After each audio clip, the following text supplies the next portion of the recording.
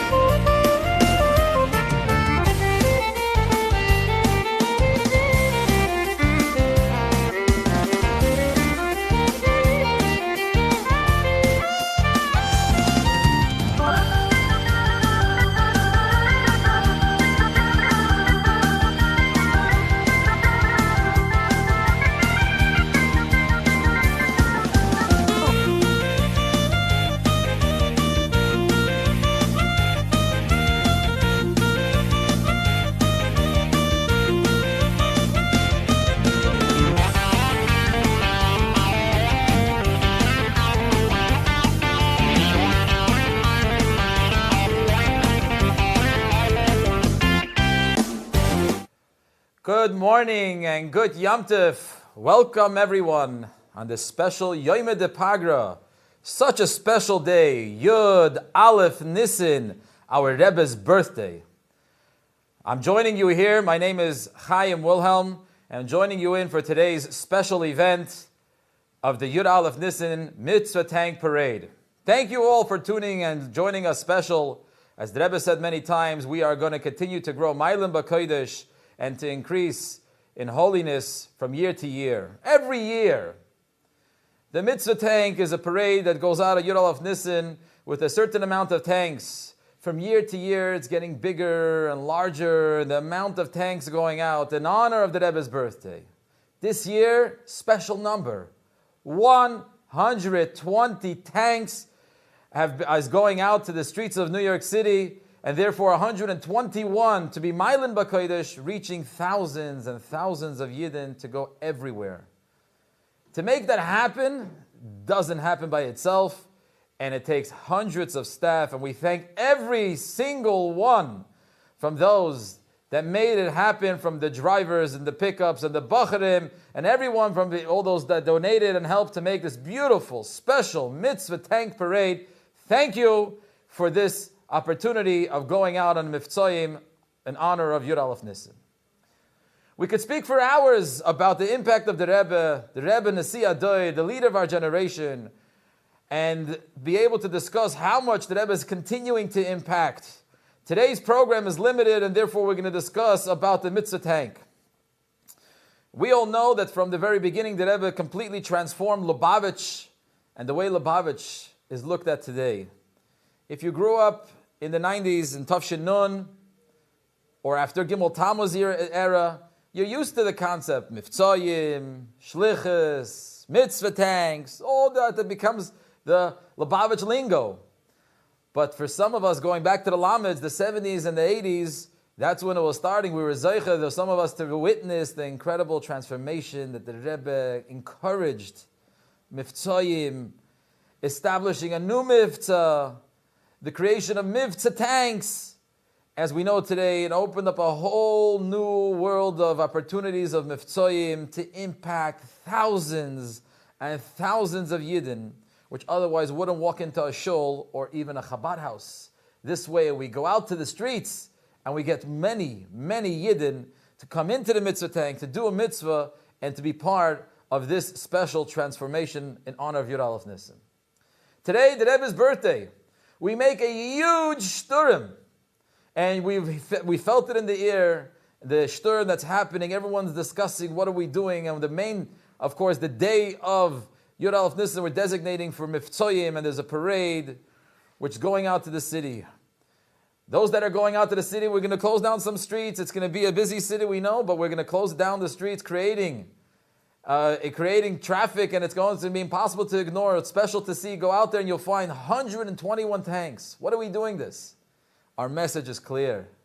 We are proud and we are loud, being Hasidim and being Tankistim that carry the Rebbe's vision.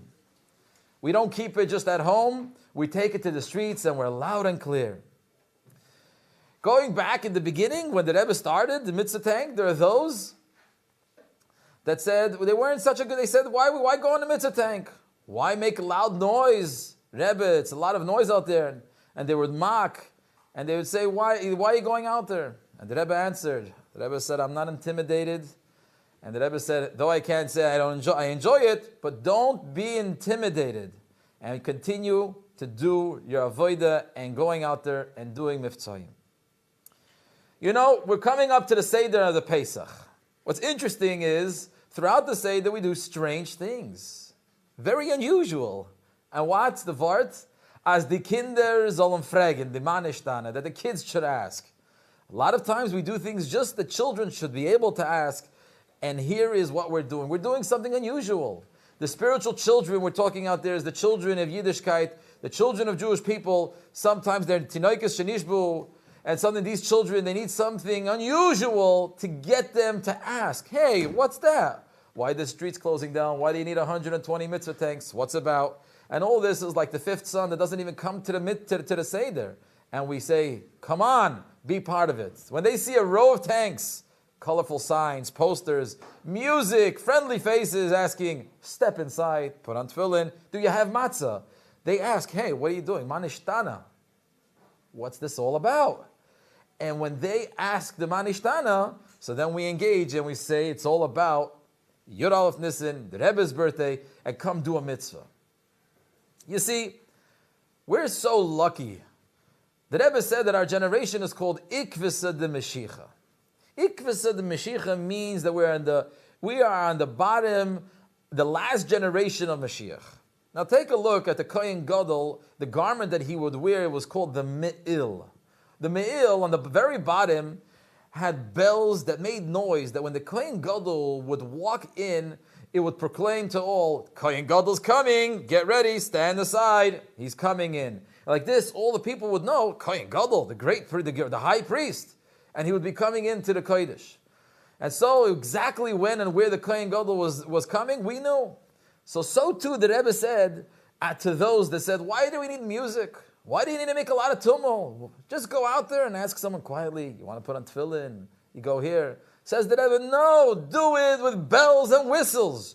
Draw people closer to Hashem. Be loud and be shturmdik. The world is full of different noise, we know, and we have to counteract with the shtus, the kedusha, and to have noise of kedusha with avodas Hashem.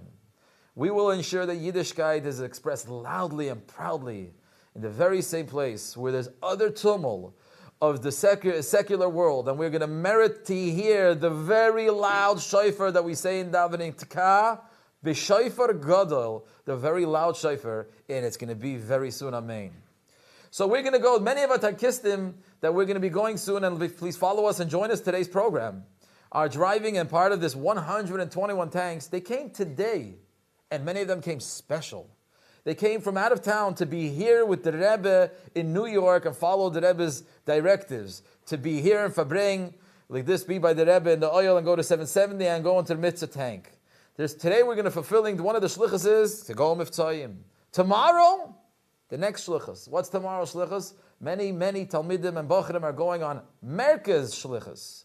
As we'll hear soon, they're going to travel around the world, helping Yidden in far corners of the world, in every community, that there should be a Pesach Seder and bring them the Shmura Matzah. We're going to hear and speak to more of them, and please follow. You'll be able to see close up what's going on in the Mitzvah Tank.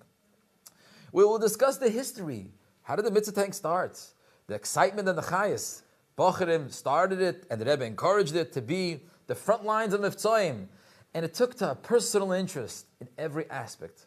We will see how the Rebbe treasured and valued tankistim, speaking about them by many Fabrengens. The Rebbe would give special attention and give them dollars, and the Rebbe would talk to the tankistim and experience the excitement as they embark on their journey. So we will hear from the tankistim soon, and we're going to see inside a Mitzvah Tank. We're going to hear the Rebbe Sicha, and the Rebbe talking about the importance of Mitzvahim and the importance of Mitzvah Tank. So please, get comfortable. Join us as we go live on scene and take a look at the preparations happening right now at the Mitzvah Tank Parade in Crown Heights.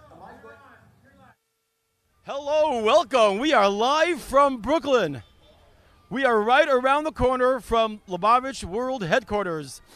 This is incredible. You can feel the electricity in the air. Hundreds of thousands of Jewish people around the world are celebrating the Rebbe's birthday. 120 years. This is incredible. You might see right behind me the Mitzvah Tank. This is the symbol of the Rebbe's love to every single Jew. It's incredible.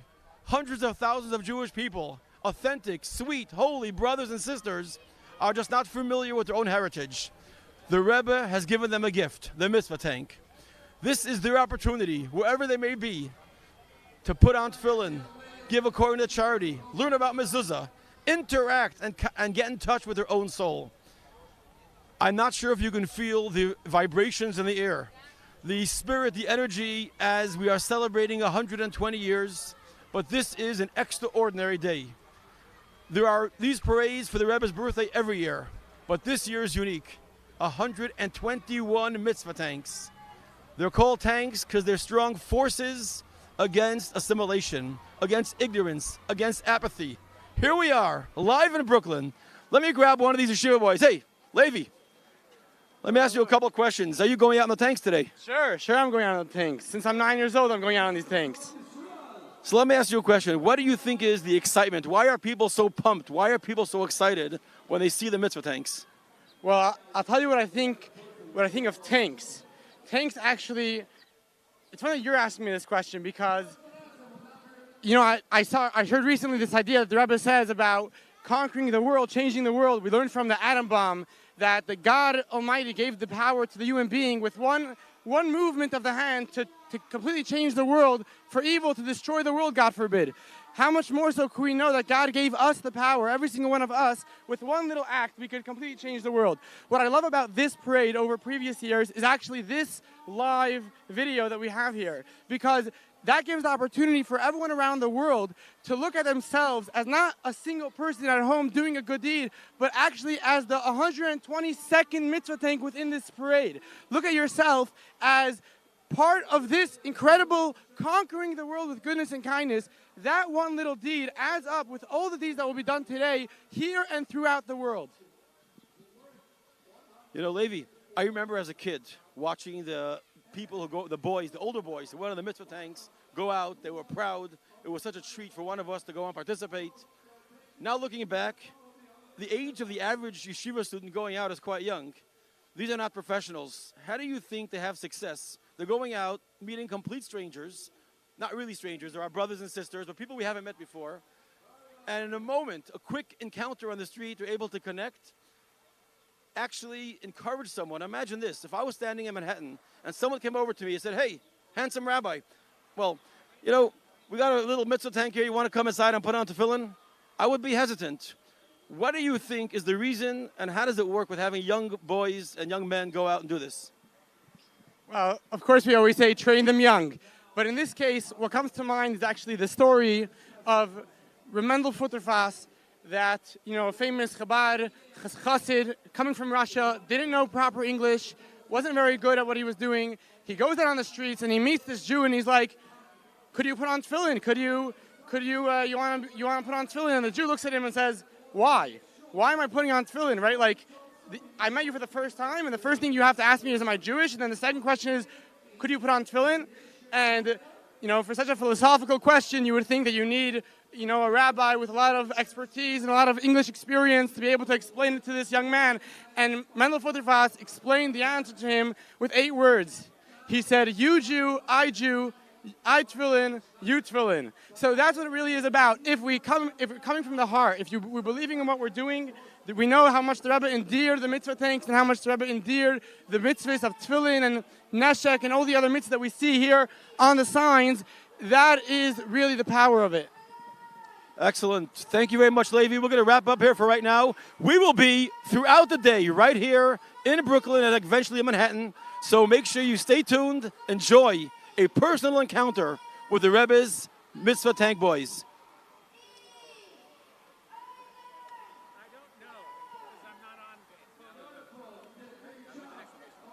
Okay, now onto the tank, ready for this phenomenal, incredible, monumentous occasion. 120 tanks going out. I'm standing here with Lev Yaakov.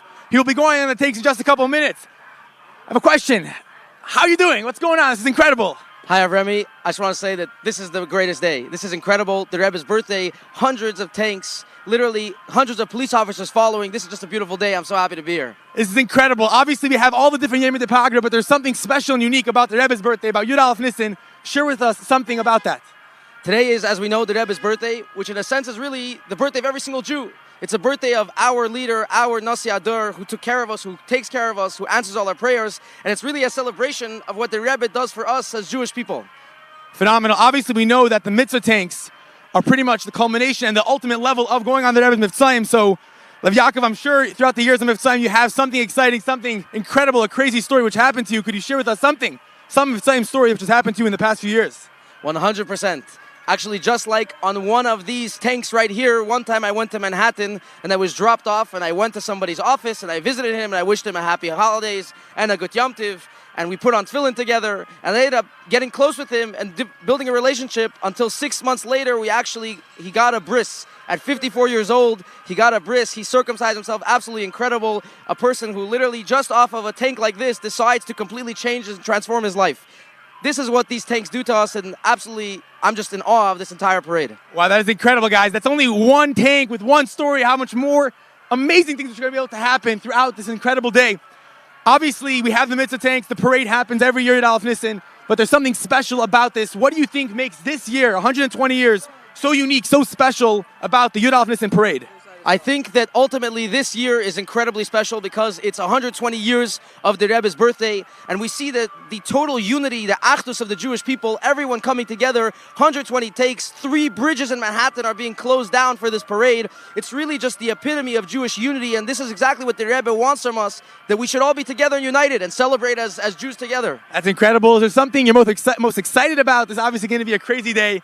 A lot of unbelievable positive impact, which is going to happen to all the Yidden all around Manhattan. Something specific you're looking forward to on this unbelievable day? I'll tell you what, I'm looking forward to the bridges. The bridges are going to be absolutely amazing. You take a drone and you take a picture of the bridges, 3 Manhattan bridges being closed at once. Absolutely incredible. This is really just a miracle, and this just shows how much the Rebbe's influence has pervaded the New York State and the entire world. Wow, phenomenal. One last thing I just want to ask you. Obviously, going on Mitzvahim is one of the Rebbe's. It's something which we're supposed to do to connect with other Yidden. What about Mitzvahim is unique and special, which helps you with your hiskasha to the Rebbe, and obviously all the other Chassidim who are going to go out shortly?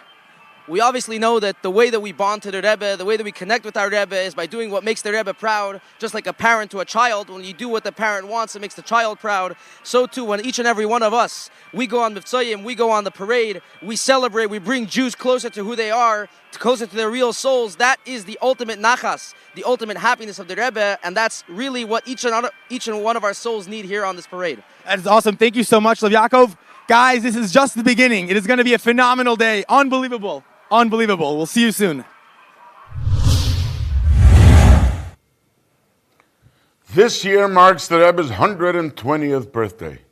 50 years ago, on the Rebbe's 70th birthday, in the excitement and the emotion that the crowd, thousands of Chassidim gathered by the Fabrengen to celebrate the Rebbe's birthday, the Rebbe responded to the excitement by asking for a birthday present.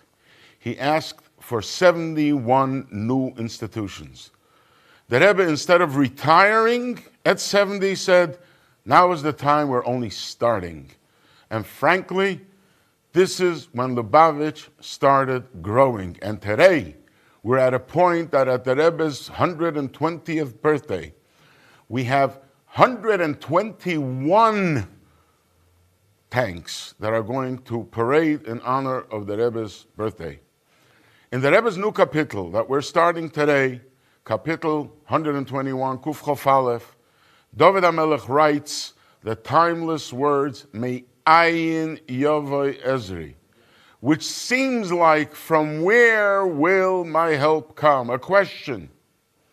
In today's crazy world, filled with wars, invasions, terrorist attacks, inflation, and a cloudy, unforeseeable future, this question bursts forth from us over and over as we cry out to the Eibishter to end this golus. The Rebbe addressed this kapitel on Chof Cheshvan when it was the 120th birthday of the Rebbe Rashab. The Rebbe pointed out that this pasuk is not a question, but rather it is a statement. Our help, from where comes our help? It's a statement. Our help comes from ayin, from the naught, something that we cannot relate to. It is such a high level of godliness that there is no other way to describe it but rather as naught. We cannot relate to it.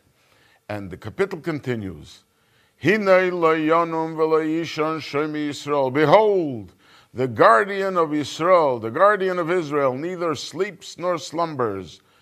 And the Rebbe pointed out the word hinei, behold, points out to simcha, to joy, to excitement. To be freed from golus, and to see Begilu in a revealed way how Hashem watches over us constantly. We need to do our avodah, we need to serve Hashem with joy, with simcha. The Rebbe says we should start this by focusing on mivtzoim. Mivtzoim means you reach out and you help others. You are excited to help others do their mitzvah. We want to fill the world with light.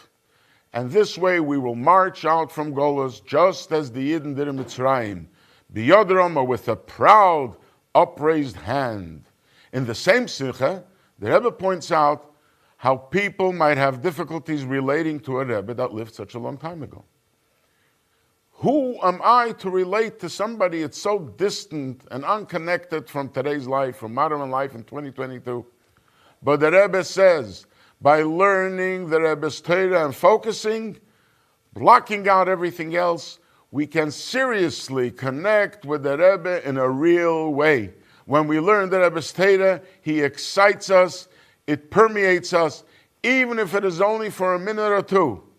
Although the longer the better, obviously, we can feel like those Sichas HaMaimorim are Chadoshim, they're brand new. The Rebbe is talking to you right now. The Rebbe is addressing us for the very first time, and this is how we connect to the Rebbe, regardless of the times that we are in now. Very gern into the Kesher to the Chameshes HaMifzoim, der Linien Ados is a Tank. Sie mit das Österreichischen als Hamilse de Bdichese, oder mit das Österreichischen als Hotzen sich Echet Atechen, wie bald aber davon wird rauskommen, ein Sederes, ein Sofa, in ein jüdischen Teil mit Zwiseo, oder damals soll mir das tun. Wie gerät früher an der Simen, auf der Shishas Dori mit der Linie von Zman Nokat, wo der Rosh Tevis von Tares, Mezikin und Kotschim, in das Tank. Wo sie der Kesher, Shebenehem, בשעס מגית in חמשת המפצועים, darf man sich in der Tachlis bose und der Matore bose, auf Peil sein, auf Aiden, als soll mäßig sein, oder unheben, oder mamschig sein, in den Unionen von Tero und Tfilun und Mezuzah und Zdoke und Beis Moles vor. Was gedei zu Peil sein bei Zweiten, darf man haben in der Ruf die 3 Unionen. Der erste Union ist, als der Zweite soll nicht Cheshe sein, als will ihm abnahren oder will etwas dabei verdienen oder lass es leischen. Bischaß glaubt ihm, das meint das, was sagt. Und Seite Kipnis. Allah es kam und nicht Kipnis. Von diesen Jahren hat Dämmelt wird aufgeöffnet. Der Lev Hashemeya, also soll nicht nur hören, was mir redet mit ihm, nur soll der hören, was mir redet mit ihm.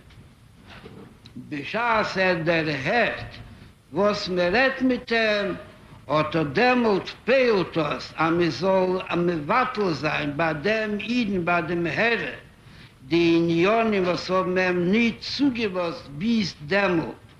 Auf Unhebenton in der Chameshe Unionen oder Messiv seinen See, וכולו ודוס הכרח את הציבה בדרך ומים בקדש, was fehlt noch auf bei ihm, das was missalig sei. Dem Sur Mera, i das das Choles Hoinyan, wie sagt dem Moschla, wie bald damit darf machen, Adira Leisborg betachteni. Ich sage, Hagedei soll sein Adira Reuya. Darf man ihr machen, als sie soll sein rein. Mikol Inyone Lichluch, Mikol Inyone viele von Reach Biltitei, Afal Pishem Bimamisch mehr nicht wie ein Reach, das aber mehr nicht wie der Hachone von Sur Mera, und danach kommt der Rieche, der Wasei Tev, das wird am Migdosh, am Mishkan und Migdosh Leisborg. Was ist das der Seder, der erste Linie? Als dem soll sein der Linien Hataris, der was soll sich mitteilen sein, von Unionen Shel Pnio. Allah es kamen von Unionen von Wellen bei jenem etwas kriegen oder Chulhu, der noch drüber wird Peil bei sich Taris, der kennt uns der Shemea. Kommt das Arab von Taris in der Linie von Ezekiel. Wo der Linie von Ezekiel ist doch der Linie von Sur Mera, Mevatel sein dem Dover Hamazik. Und danach kommt der Arab zu dem Wasei Te, wo durch wird das Amigdor der Linie von Kotsche. Israel hat Abrera, das Teichner, das Amilse, der Bdiches, hat mir rechnet, aber der Linie soll reis gepschute. Und durch die Ziele von Kol Mifzoi Melo, betachege Klolis Limo Datera Vekima Mitzvahs, et men näher sein der letzte Regoyim von Zman Hagolus und reintanzen in der Geulo Hamitis war Schleimo und Bekore Mamosh. Lachai.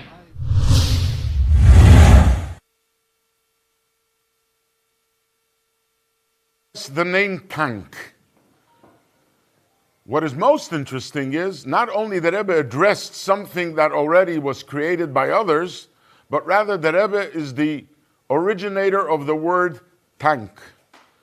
I remember when they started these trucks that now became tanks, it was actually used as a means of transportation. There were areas in New York where you could not get to by subway. And there was only one way. You had to rent trucks, fill them up with tankisten, fill them up with bochrim, fill them up with young boys who were going to reach out to Jews in other neighborhoods. And they used to prepare them Thursday night. And they were lined up in front of 770, so Friday afternoon, they are ready for the boys to go out on Mifzoim. One evening, the Rebbe walked out and he saw, I believe it was 5 tanks were lined up in front of 770. And he turned to Rabbi Krinsky, who I think was standing with a reporter from the New York Times. And the Rebbe turned to him and he says, these are the tanks against assimilation. It was the Rebbe who originated this name. He gave this name. And this is how the name tanks became to describe what these mitzvah trucks were all about. And as you heard the Rebbe explain the meaning of tank as an acronym for Tahara, Nizikin, and Kodshim, purity, which is we have to purify, we have to cleanse the place. And we have to remove all the Nizikin, we have to remove all the negative energies. And then we are able to bring in Kedusha, holiness, God's holiness, and turn the world into a holy place. The Rebbe also explained at a different occasion, why is it a tank? A tank is built in such a way that the wheels are made in a way that it can travel at any terrain. Nothing can get in the way of a tank. It can go over rocks, it can go over mountains, it can go into valleys, it can go into water. Nothing gets in the way. This is what a tank goes. We are able to break through anywhere in the world and spread the word of Hashem. In addition, the tank protects the soldiers inside. Whatever projectiles may be coming at them from the outside, the soldiers in the tank, the boys who go out in the world, they go into a hustling, bustling Manhattan, a different world. It doesn't seem like a world of godliness. But those who are tankisten, as the Rebbe called them, the soldiers in the tanks, they are safe and protected from distractions around them. And they keep pure. Now we turn to you for some business in order to continue these amazing events. We really need your help. Become a partner. Become part of the campaign of celebrating the Rebbe's birthday.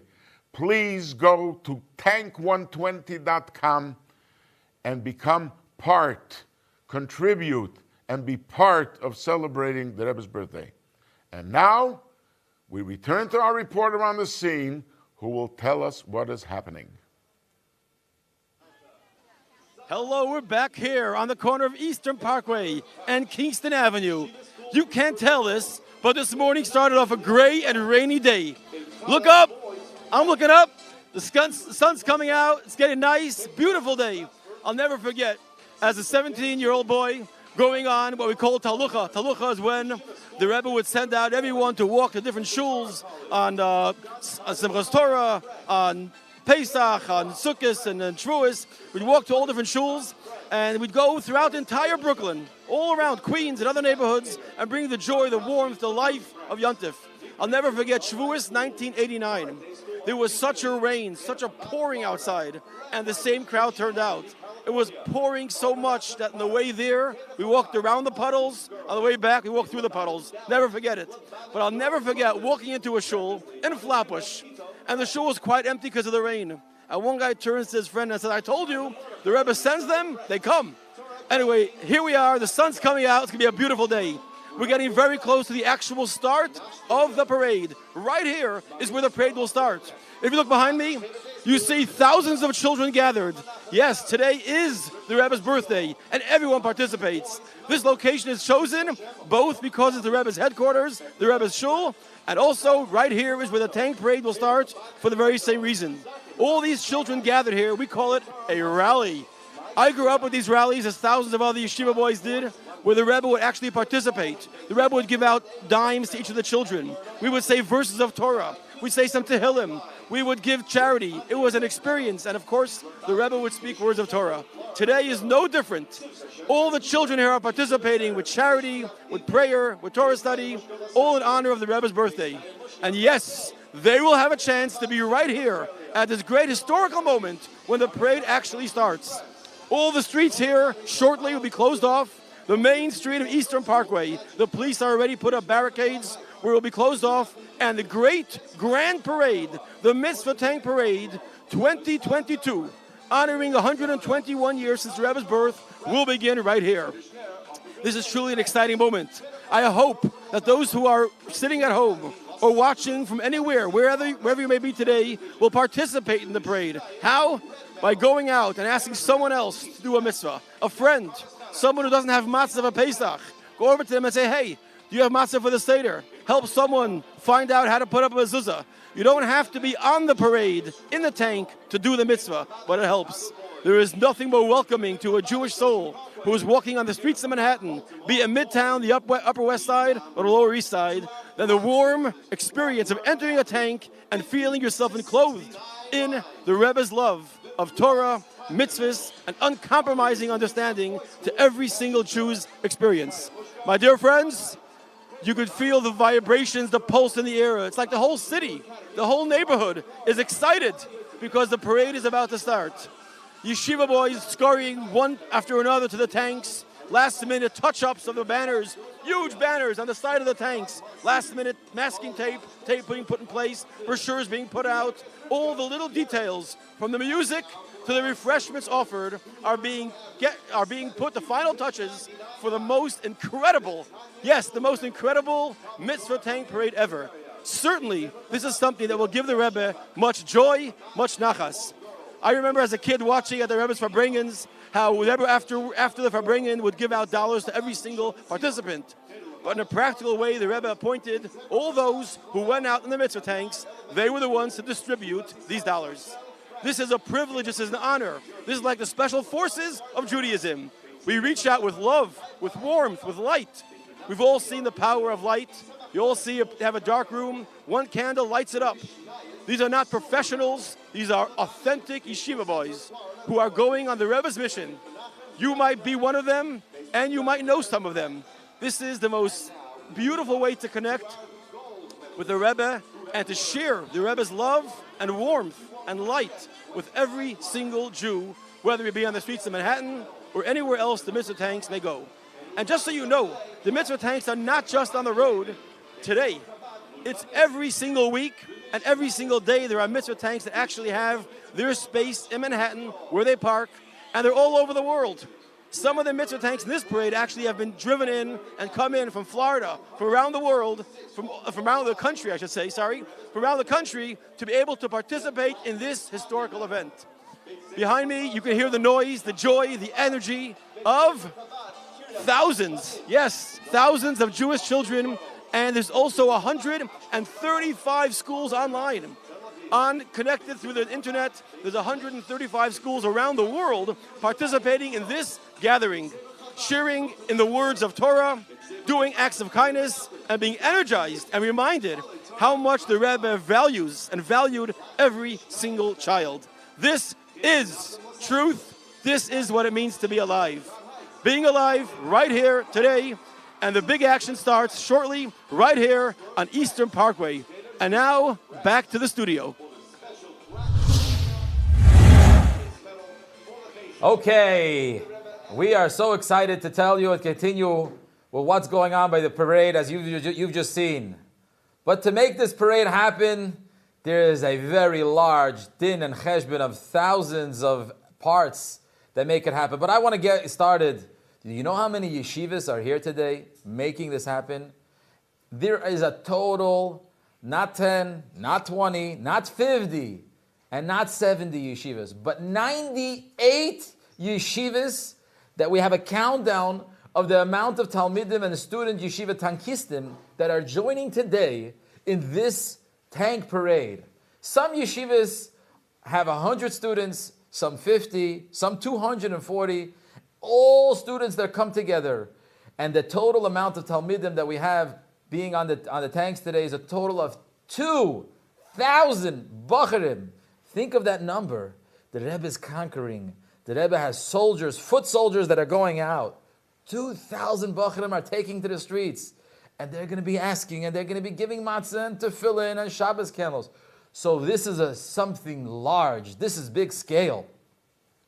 As we mentioned earlier, the amount of tanks that we have today in honor of the Rebbe's birthday is 120.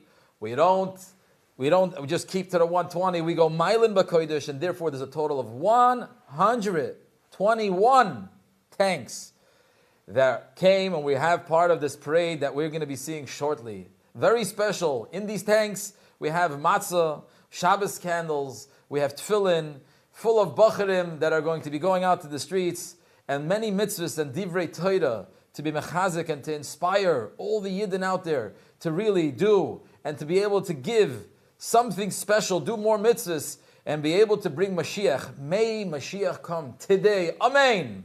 I want to continue. You know how many video and news trucks are going out there? There's 10 video trucks. The video trucks that go out with the video on it, and you see videos of the Rebbe going out there with the chayas, and it really inspires. I get inspired when I see those video trucks with the noise and the Rebbe's picture, and you see what's going on. Imagine going in the middle of Manhattan on Broadway, and you see the Rebbe's video going on a Farbrengen and the dollars. That's going to be part of it. 10 video trucks. We also have another 12 vans. There's more Bachim that want to go on Mivtzoyim. So the 121 is not enough. An additional 12 vans full of tankistim Bachim, they're going out. And part of it, of course, to escort Chashiv, as we have one as an army, 3 limousines going out there to make it a grand parade and escort all those Al-Tamidim and the Rebbe's army to those special locations. But to make that happen, it doesn't happen by itself. I've been on the parade, and I've been a driver, and I know that it's not easy. You're going and you're on a parade, and when there's 121 RVs, Mitzvah Tanks together, there's a lot of cross traffic that wants to cross, and there's 18 police escorts to make sure that throughout all of those streets should be blocked, and the Mitzvah Tank should continue going up Eastern Parkway, down to Manhattan, over the Manhattan Bridge, as we'll see soon. But to be able to make that happen, you have 18 Chai police escorts. Thank you all for making that happen. Give a number. And here's where the real numbers are counting. How many mitzvahs we're doing today? We have a total of 15,000 Pesach Passover guides to give out for all the Yidden that will get a matzah or will be putting on tefillin, that they should know a little bit more about this Yom Tif. And this is 15,000. Can you imagine? You make a cheshbon of every single bacher, how much he's going to be giving out. Special number of how many matzahs. You see, Pesach is coming in just 4 days. And the Rebbe asked and requested that every single Yid should have round, handmade shmura matzah. To make the round, handmade shmura matzah, it's a special handmade. You got to find it in the matzah bakery. You can't find it in a regular supermarket. You got to go to the kosher supermarket, and you have the matzahs coming from the matzah bakery. The Rebbe requested that every Yid should get shmura matzah for the night of the Seder, and here is very important that we go out there and we give it. There's a total of 12,000 shmura matzah that was packaged and delivered into these tanks, and I've seen it with my eyes just the other day, yesterday, I've seen the boys packing those matzahs. And we're going to be distributing 12,000, think about that, matzahs to go to 12,000 different seders that are going to be throughout the city. So, as this time we also mentioned, please make sure you give it. You have another matzah, give out another matzah as well. These 12,000 are going on the tanks, and we could be able to add as much as we can. If we are not on the tank, please add and find some Yidden. The Rebbe said that every Yid that has a matzah, you're feeding him amunah. You're feeding him belief in the Eibishter, because as the Zohar says, it's michla de mehemnusa and michla de asvasa. It's the food of faith, it's the bread of faith, and therefore we feed matzahs. Shabbos candles for all the ladies. Yom Tif is coming. This Yom Tif, special Yom Tif, we're going to say Lahadlik Ner Shel Shabbos v'Shel Yom Tif. The first night is Shabbos and Yom Tif. We're going to be giving out 5,000 Shabbos candles. The Rebbe made a mitzvah that we should be able to light and give. Bring light into the world, and special mitzvah for the women. They should light the Shabbos candles. Women and old girls, please come up to the Mitzvah Tank if you don't have one, and be able to get your Shabbos candles. But we're going out there, and we're going to be giving this out. Now, this is where it became difficult for all the boys and all the young men, all the Anash in Crown Heights. And I was asked to go pick up a tank. You can't get one location that has 121 RVs. We had to travel across all different states. There's 10 different rental locations. 10 rental locations. Over here we got 15, here we got 20, here we got 10. All those locations to be able to get more of the RVs to reach the number of 121. To make it happen, we needed not just the drivers, we needed drivers and pickup staff and going back and forth. There's a total of staff of 150 drivers that are going to be able to man the tanks today, and of course pick it up yesterday and bring them back. All that is a lot of many of volunteers giving and doing this for the Rebbe's Yom Holedis. We have in the back office 50 office staff, which they're tired of working. They're never tired, but I know that they didn't sleep for weeks. 50 office staff that Baruch Hashem, and thank you all for doing an amazing job and Baruch Hashem pulling off such a special, special parade. We have, each tank has a mamuna. A mamuna is an older bacher that he's taking charge to make sure that everything is good, as there's some of the younger bacherim. So there's 120 mamunas. A mamuna is in charge of what's going on in the tanks, where the matzahs go, where the tefillin comes, and how many the Shabbos candles, and how many more we need, taking care of the tank. Guess what? And every tank, there's signs printed, and you'll find it all over. Colorful signs, different signs, 480 printed signs going all over. And with this, we take the final stat and we say, you know how many police escorts and personnel? There's 35 police that are joining us. And we thank all the police for making it happen. But very important before, we could only make this happen with the help of every single one. Chasidim, Anash, Tamimim, Bachrim, Shluchim, and wherever you are.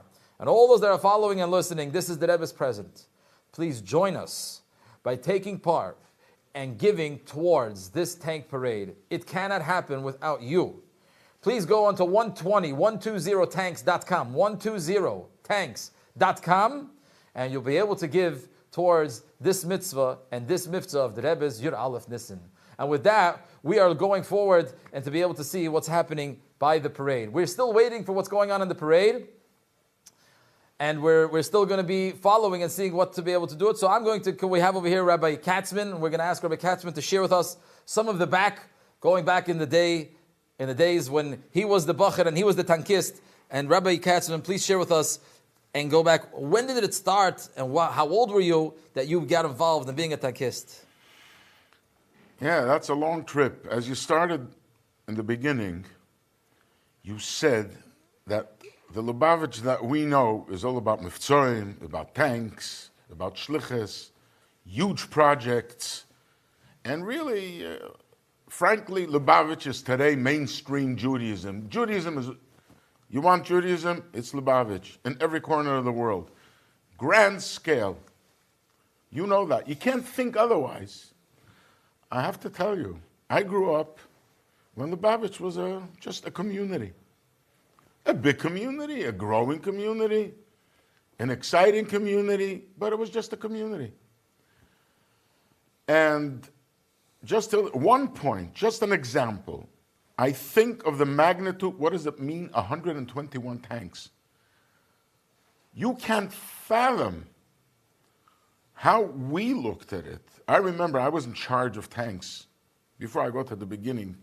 A few years later, in 1977, Tovshin Lamed Zayin, was the Rebbe's 75th birthday. Wow. Based on today's standards, we should have had 75 tanks. When we brought up the idea, I was in charge of every Friday organizing the tanks, like driving to all the places and picking up the trucks. There were no RVs. They were the yellow Hertz trucks, the step vans, as they call it. And we figured, Yud Aleph Nissan, we have to do something. It's the 75th birthday. 75 tanks. Come on. It didn't even enter our minds. So we compromised, or we flipped it, by doing 27 tanks. Corresponding to the Rebbe's 27 years of his Nesias. And that was so big. Wow. We didn't even call it a parade. It was just, we had 27 tanks, and obviously we all left 770 together. But it was like 27 tanks. Unbelievable. Everything progressed. The whole idea of the tanks evolved. Going back to your original question, how did it start? Like I said earlier, it was used as a means of transportation, simply to drive boys to Queens and other neighborhoods where the subways are not the best, most practical way of transportation. And we went, they rented the trucks, and the Rebbe gave the name Tank. This happened when the Rebbe started encouraging Mitzvahim. It was after the Yom Kippur War. The Jewish people as a nation were devastated, as opposed to after the Six-Day War in 1967, when Jews were jubilant and excited and they renewed their connection to Yiddishkeit, open miracles. The tragedy of Yom Kippur War, there were like 3,000 casualties, was terrible. The Jewish people were broken, devastated. And the Rebbe immediately started the Mitzvah Chanukah, to make a Chanukah, to light up the world with the light of Torah. And following that, the Rebbe, like 2 months later, a month later, the Rebbe started talking about tzedakah. We should encourage people to give tzedakah. And then he spoke about having Jewish holy books in the house to make the house more holy. Then the Rebbe spoke about mezuzah. And it just went on. And we felt there's something happening. So I have to tell you directly, as a principal in Ole Torah, I was a student in Ole Torah at the time, in 1974, and we had a fantastic mashpia, Rabbi Majeski. When the Chanukah campaign started, there was something original, there was a revolution. Young boys that were looked at, black hats, so yeah, they're rabbis. Rabbi knocks on the door. They rented buses. They took us to Starrett City, to Brighton Beach, where the big buildings full of Jews were there. We went to Manhattan, to the big buildings where the offices were occupied by Jewish businessmen. And we knocked on doors. And the natural response, people looked through the peephole and they said, "Who's there?"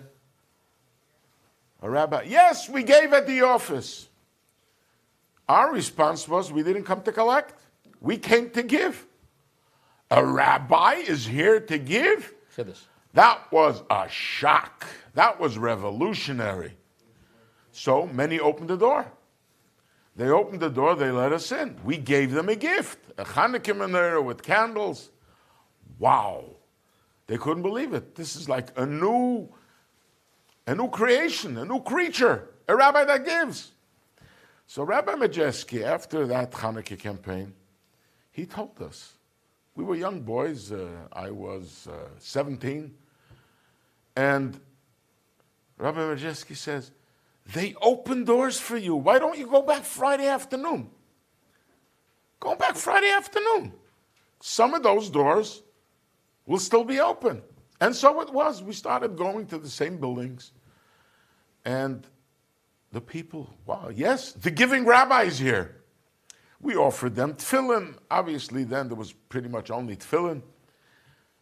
And we started a relationship. Yes, this is how the Friday afternoon Mivtzoim started on a regular basis. And as time, we saw the intensity. We heard from the Rebbe, another campaign. We saw the Rebbe was going somewhere.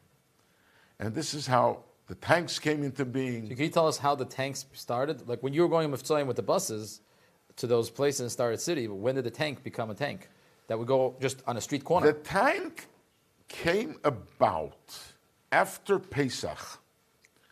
Like I said, we started going Friday afternoon by subway. Right. Where the subway reaches. That's right. You said the 6th. What do we do with Queens?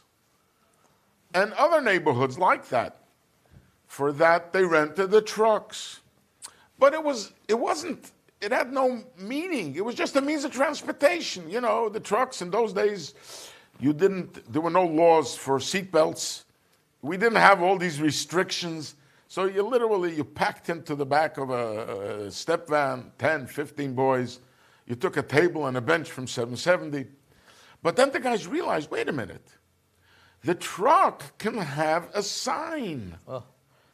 The sign, we can give a message by a sign. So the artists went to work. And there was something very interesting. The artist, Baruch Nachshon, right, he created a piece of art. And he always had these fantastic, imaginary pieces of art. And he took the tefillin.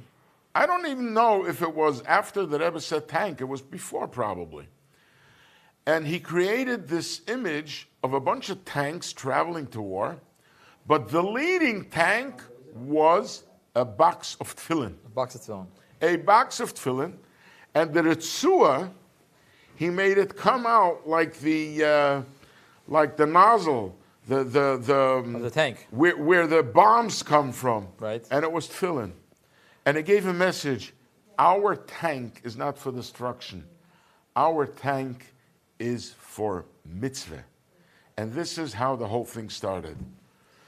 Thank you so much. And I want to mention Rabbi Katzman is telling us how it started. Today's tank parade started back then, and it's going to continue to grow, but we need help from everybody. Please, those that are tuning in, it's myself, Rabbi Chaim Wilhelm, together Rabbi Yossel Katzman, joining you from the studio, and we're going to be joining on the tanks inside on the tank parade. Please go on, log on to 120tanks.com. 120 tanks is 120tanks.com, and please donate in honor of the Yud Aleph Nissan. Yud Aleph Nissan parade in honor of the Rebbe's 120th birthday. The Rebbe always requested to go Mitzvah. If you cannot go Mitzvah, please do. And even if you could go Mitzvah, please give as well. Bekesef, benefesh, bemamin, please give. And towards the fact that the Bachrim should be able to go, that the Gistim should be able to continue the Rebbe's work. And this tzedakah surely will be Gedolah tzedakah shemekareves es hagula. And I thank you. I would like to continue a little bit with some more of what's going on in the tanks. I'm going to ask Rabbi Katzman while joining us here. Can you tell us a little bit, and we're going to continue shortly more at very after the parade, as the parade is starting up, so it's starting to get on the road. We will we'll join you soon. We are going to be hearing you and seeing you by the parade on Kingston Avenue. Please again, log on to 120tanks.com. Are we headed? Trying to...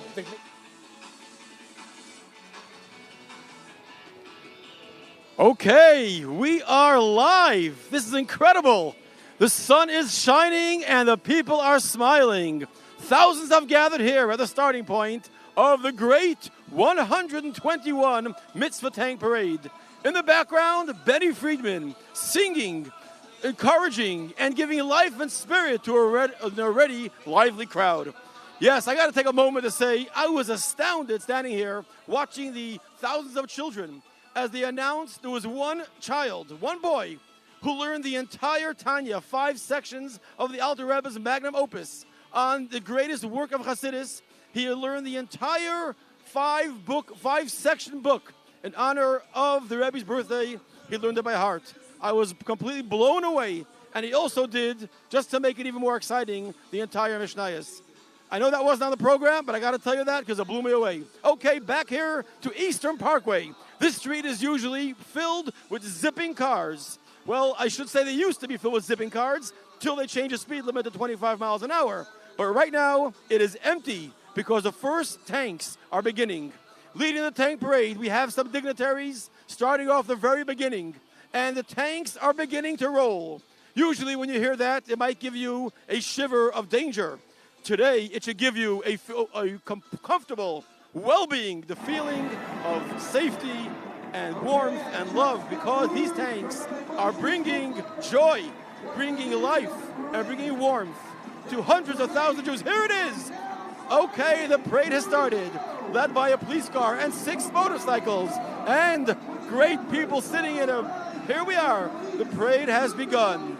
The police officers in their beautiful, shiny motorcycles leading the way, followed by a large limousine with a crown representing Crown Heights. This is what Hasidus is. Hasidus is the crown of all of Torah, that which brings out that which is above the natural order of things in the most incredible way. If you would look up to the sky right now, you would see a drone taking videos. Again, everything here is used in the spirit of warmth, love, safety, and sharing of the teachings of Judaism to every single Jew. And here comes the first Mitzvah Tanks. On the side is marked, Mitzvahs on the go, Judaism on the go for people on the spot. Here we are. Mitzvah Tanks that came from across New York City are beginning to fill Eastern Parkway as they're lining up for the grand parade. Just as a moment, I want to tell you something fascinating. As we mentioned earlier, 1971 was the first Mitzvah Tank in California. And then in 1974 is when officially we started making Mitzvah Tanks by the Rebbe's instructions. But I want to share with you something personal and exciting. In 1975, there was a group of 5 young men living in Brooklyn who decided they want to give a gift to the Rebbe. There were no Mitzvah Tanks in Israel at the time. So they went. 5 men borrowed money, got some money, and bought a Mitzvah Tank, and yes, shipped it to Israel. And that was their gift to the Rebbe. When the Rebbe received this gift, he told them, he who has one would like 2. Let's keep expanding and growing. And one of those 5 men was my very own father, and I'm honored that we got a personal connection to the first Mitzvah Tank in Israel. Here comes 2 Mitzvah Tanks. These 2 are the ones you see every single day in Manhattan, every Friday. These are the Mitzvah Tanks, and on the side are pictures of the Rebbe's 10-point Mitzvah campaign. The Mitzvah of lighting Shabbos candles, the Mitzvah of putting on tefillin, the Mitzvah of putting up mezuzah, the Mitzvah of having a charity box, the Mitzvah of having a home filled with Jewish books, and most important to many of us is Jewish education. And of course, the Mitzvah to love your fellow Jew as much as you care and love yourself. Here they come around, Mitzvah Tanks filled with police escort, passing through and filling up the grand Eastern Parkway, the biggest thoroughfare in all of Brooklyn that is usually filled with traffic. Today, it is filled with a mission to bring love, to bring warmth, to bring light, and to bring the authentic Jewish experience to every single Jewish person out there. And what's beautiful, it's almost like a buffet table. If ever you've gone to a buffet, you have a choice. Take some sushi, take some chicken wings, take some chicken nuggets, take some cake. You choose what attracts you and participate. That's what the Mitzvah Tanks offer. You get to choose what mitzvah you want to do. You have a buffet of 10, 12, 13 mitzvahs on the table, and you pick what inspires you today. How would you like to connect to your inner soul? How would you like to connect to yourself? As I'm standing here watching, and some people are already wearing tefillin on the tanks, it's amazing. They just got started. I got to tell you, I remember growing up here and watching the Rebbe stand out in front when people would leave off to the airport, or of course on the holidays when the people would leave on Talucha, the great parade, to all the other neighborhoods. The Rebbe would stand and encourage from the front steps of 770, passing by with the door wide open, remembering and re-experiencing that tremendous expression of encouragement, how the Rebbe would send out. And if I'm not mistaken, the Rebbe would say, I go with every mitzvah tank. I am there with you. Because this is the Rebbe's personal expression. This is the Rebbe's personal way to come in contact and connect with every single Jewish soul. It's incredible to see the faces of these young yeshiva students. I'm watching through the windows, lively and excited. You might say to yourself, hey, they got a big job ahead of them. Going out, people do sales, it's not easy. To go cold calls, this is better than a cold call. This is on the streets of Manhattan, the biggest challenge in the world.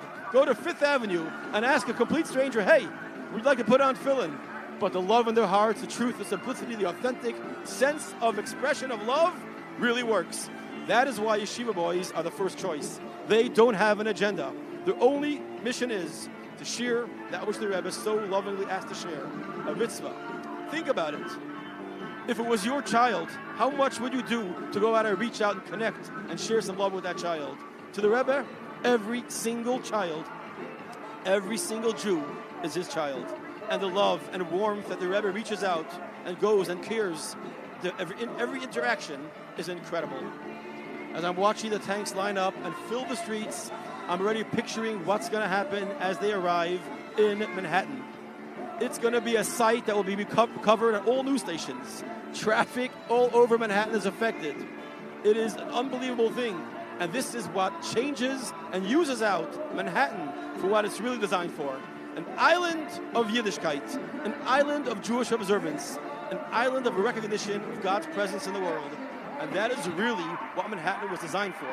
The fact that they put up all these buildings for business was just a great tool, a great way for it to gather all the people in one place and to have them gather to put on tefillin, to go and do a mitzvah. Here I am, I recognize some of these yeshiva boys in the tanks again. You have each person sitting in the front seats, the middle seats. Here we are, another tank coming by. They stop. I remember watching some of these parades that were not as large as this, but for the holidays like Purim or Hanukkah, and people standing on the side giving out menorahs. I will never forget, I believe it was 1989 or 1990, where the Rebbe spoke that year. 1989. The Rebbe spoke about having a tremendous influence and extra burst of the celebration of Hanukkah around New York City and around the world.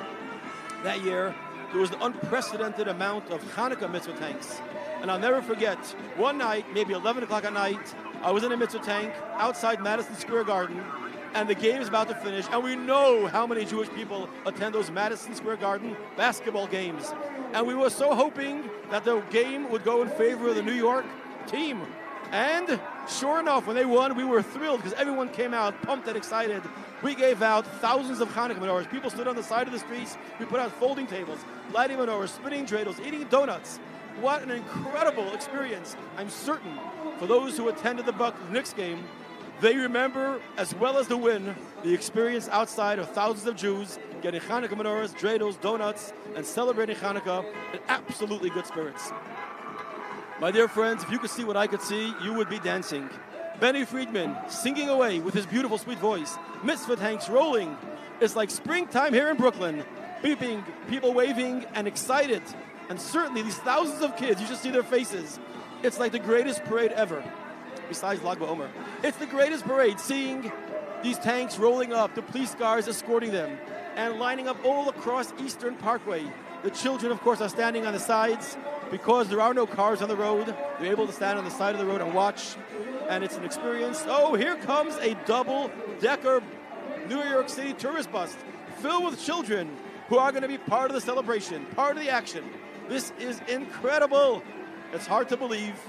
It's really hard to believe how much preparation went in for months and months, preparing, fundraising, gathering, booking. You know what it takes to book 121 RVs? Think about it. How many RVs do you think there are available in the New York State area? Some are brought in from Rhode Island, from Virginia, from Washington, D.C. And here they are, 121 RVs redecorated, reset up as Mitzvah Tanks. It's incredible, the preparation, the coordination with the police, the city of New York, the coordination with all the printing, the amount of materials that they're going to give out.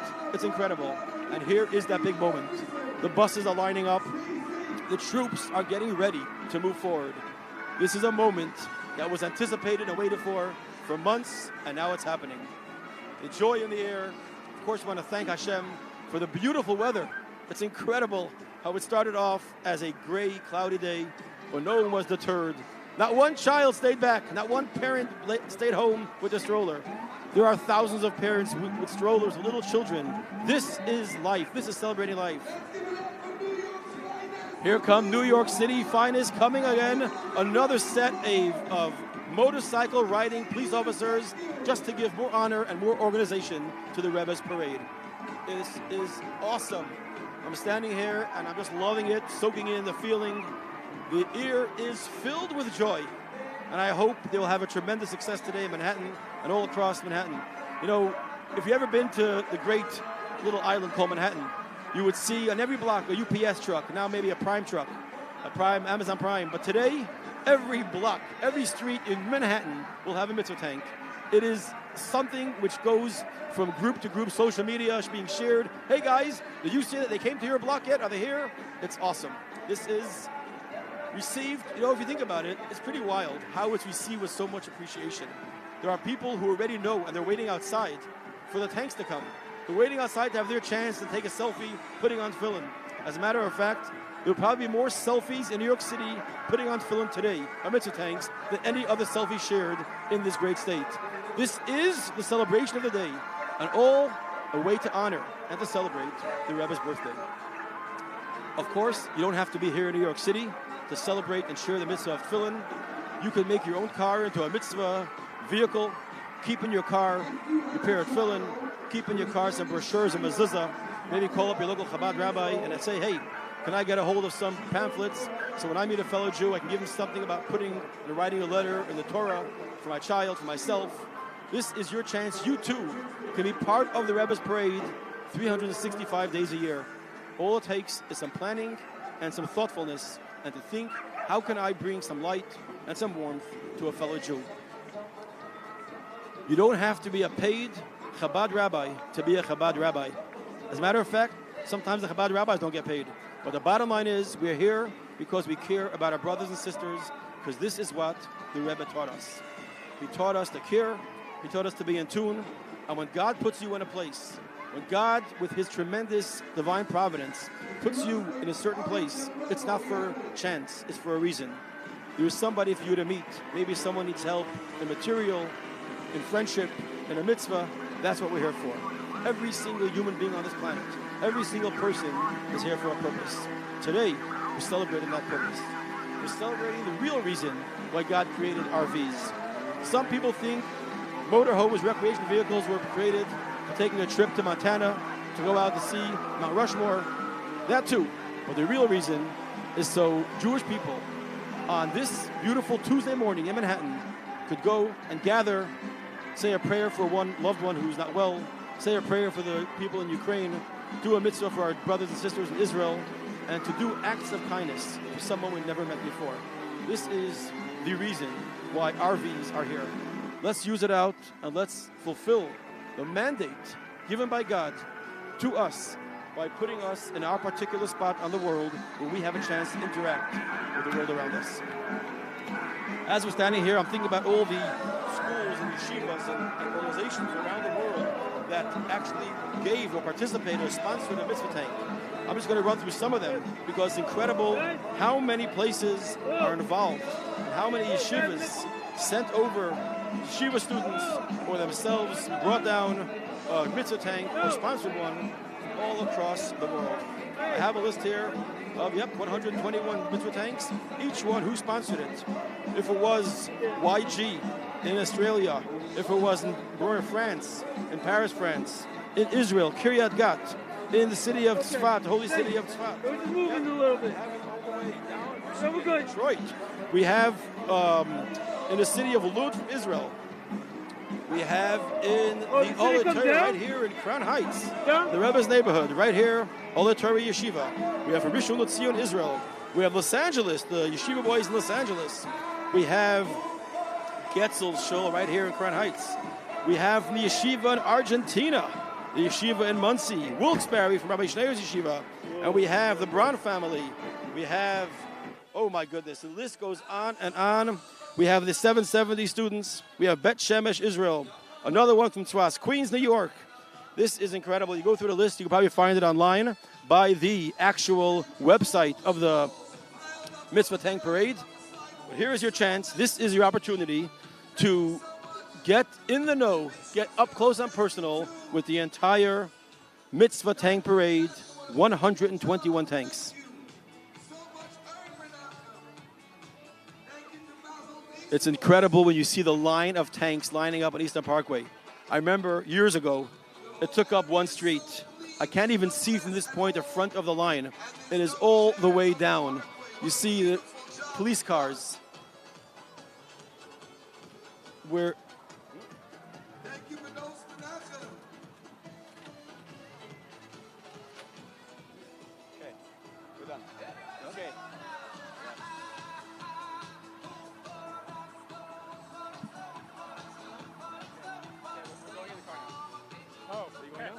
okay, you're done.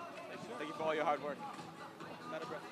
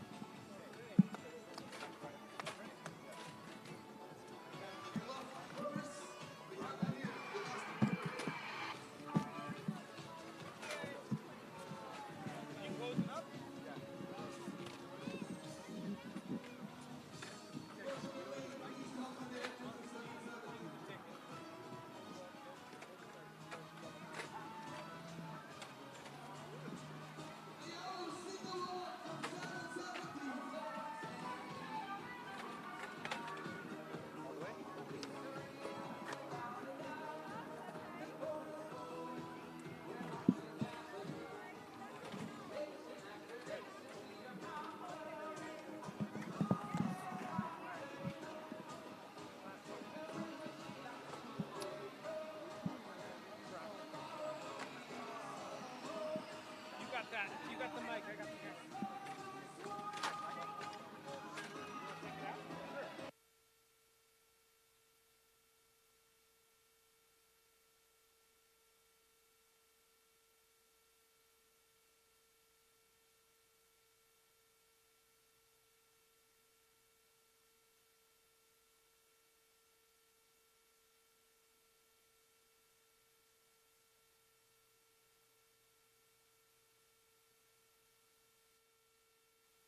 In May 74, a terrible tragedy happened. There was a group of students who lived in Tzfat, and they were attacked by a terrorist group. Marlot was the most horrific of recent Palestinian attacks. 25 Israelis were killed, 20 of them school children on holiday.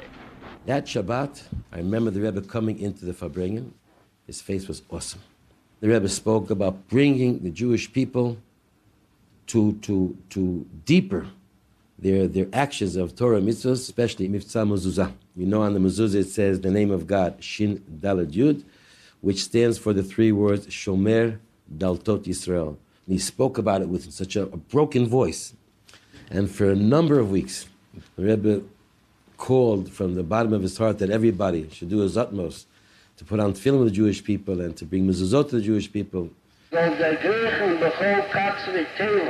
Die Giselis und der Bakosche und der Absorbe bekommen Joni, schau Tachnone, was bekommen der Ruf Sonnen. Als jeder soll tun, kechol atove dei, banegi zu Mitzvah Evel. After the Farbrengen, and the next day sat, we talked. A friend of mine, Rabbi Duchman, other Bochurim, we said we have to do something large. We decided to rent vans and go out to the streets with microphones. They would stop in the most busy corners, whether it was 5th Avenue or 7th Avenue or Times Square or Grand Central Station. Es a weggegangen de Kesher zu der Chameshes HaMifzoyim, der Linien ados is a Tank. Was lechayere das mehr nicht wie a Linie von Milse der Bdichet. Wie bald aber der Fund wird a Reiskommen a Iseveres a Isofa in a Jinischen Tero Mitzviseo, oder demol soll mir das stop. 5-6 Bochum were in every van, and with tefillin, and we would bring people over. Wenn ich gehe zu einem Tank, was kann a Riebe spannen, a Beil und a Charitz und a Teola und Kulu, ist auch der Dämmel, das geöffnet das Weg. Aber wir soll können zukommen zu allerlei Lekemmes. Und Beruch nicht allerlei Jonim, Apalpi, was ist da beim Zabeir oder an anderer Dollar am Afs. Within a few days, it was the talk of New York. People of the Hasidic Jewish sect known as Lubavitch battle secularism and assimilation in Jewish communities. Those days and those weeks, I remember them so clearly, how we were so involved. Every morning, a number of the Bochum of students would go out on these vans. We would sit days and nights calling up people, what days do you volunteer to go? What days do you volunteer to go? To be out in the streets in Manhattan and then to other boroughs of New York to bring the call of the Rebbe there.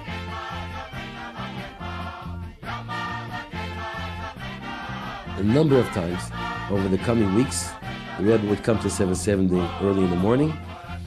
The tanks were parked on the service lane of Eastern Parkway, and he would turn around with a big, big smile.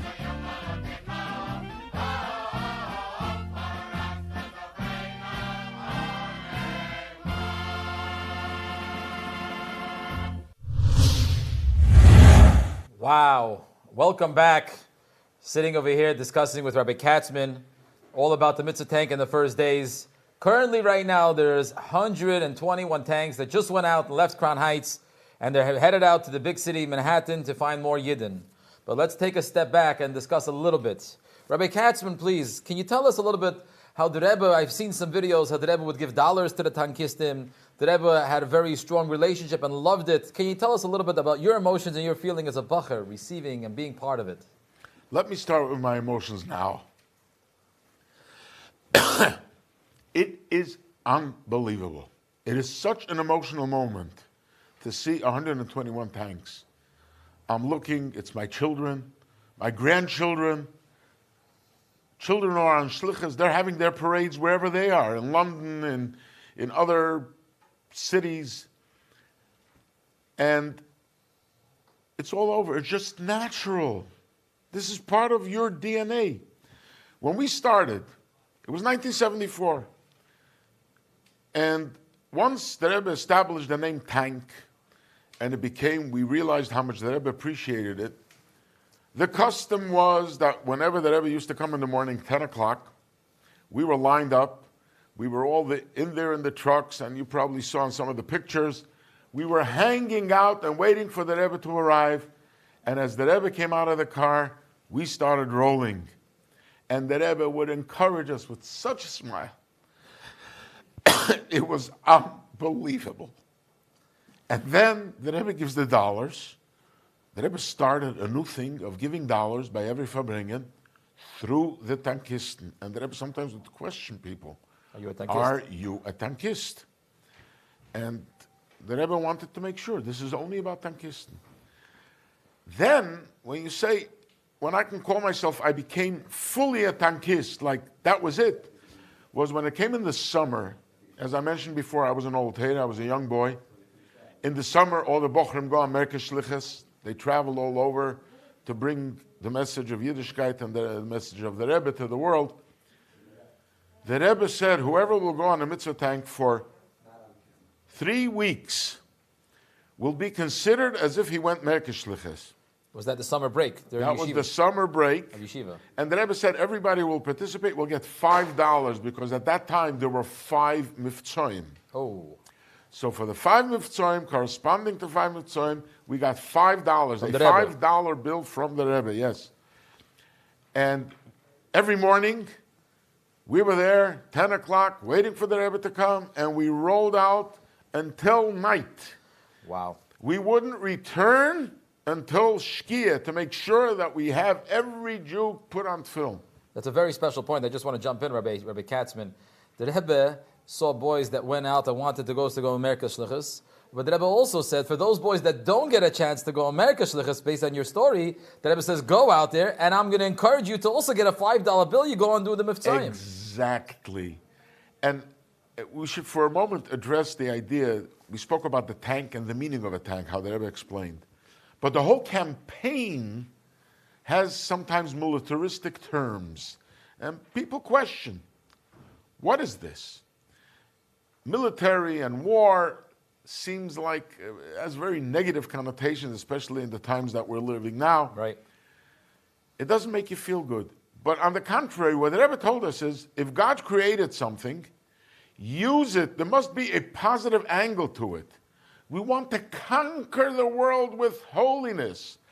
Our weapons are light. We're spreading light. We're shooting light.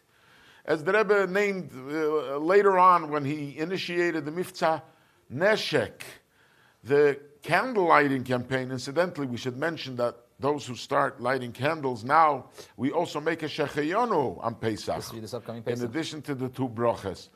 So it's a special time to make Shechayonu. And the Rebbe called it Mitzvah Neshek, Neider Shabbos Kodesh. The candles, the holy candles of Shabbos. And Neshek are weapons. It's all about all types of weapons. And the Rebbe says, yes, these are weapons to blow away the darkness. Wow.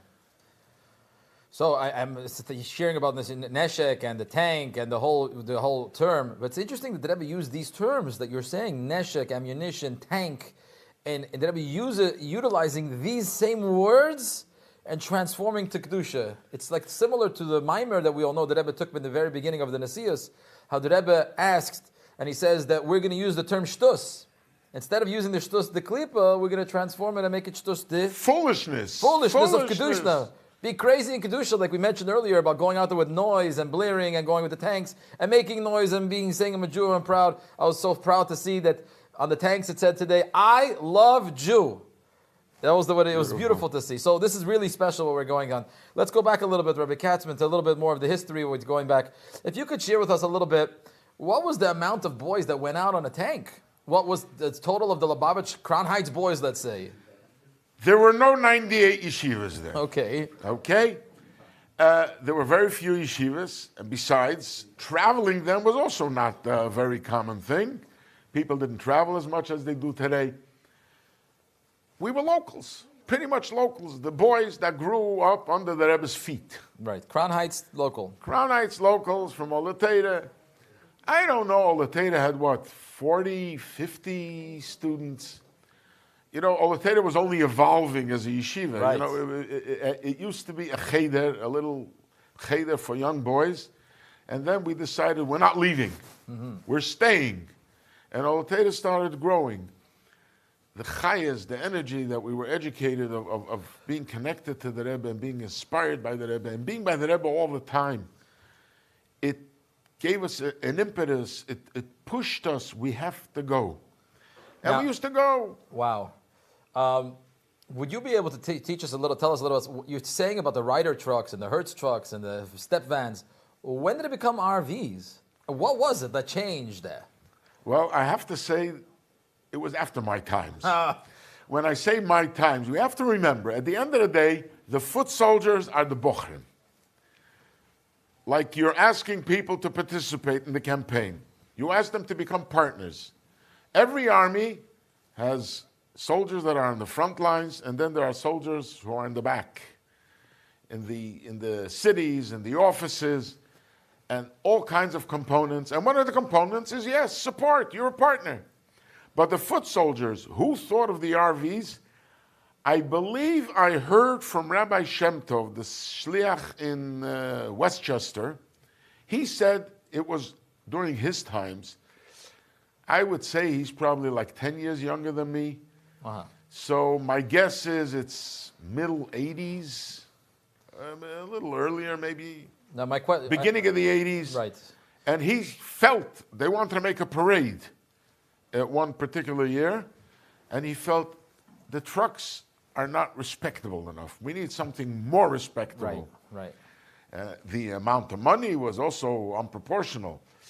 But yeah, this is when it happened. I heard, thank you so much for telling me about the RVs and how it started and how it evolved. I guess the trucks, it wasn't as easy to get someone to walk up a back truck, a bakery truck, and walk up 2 steps and put on tefillin.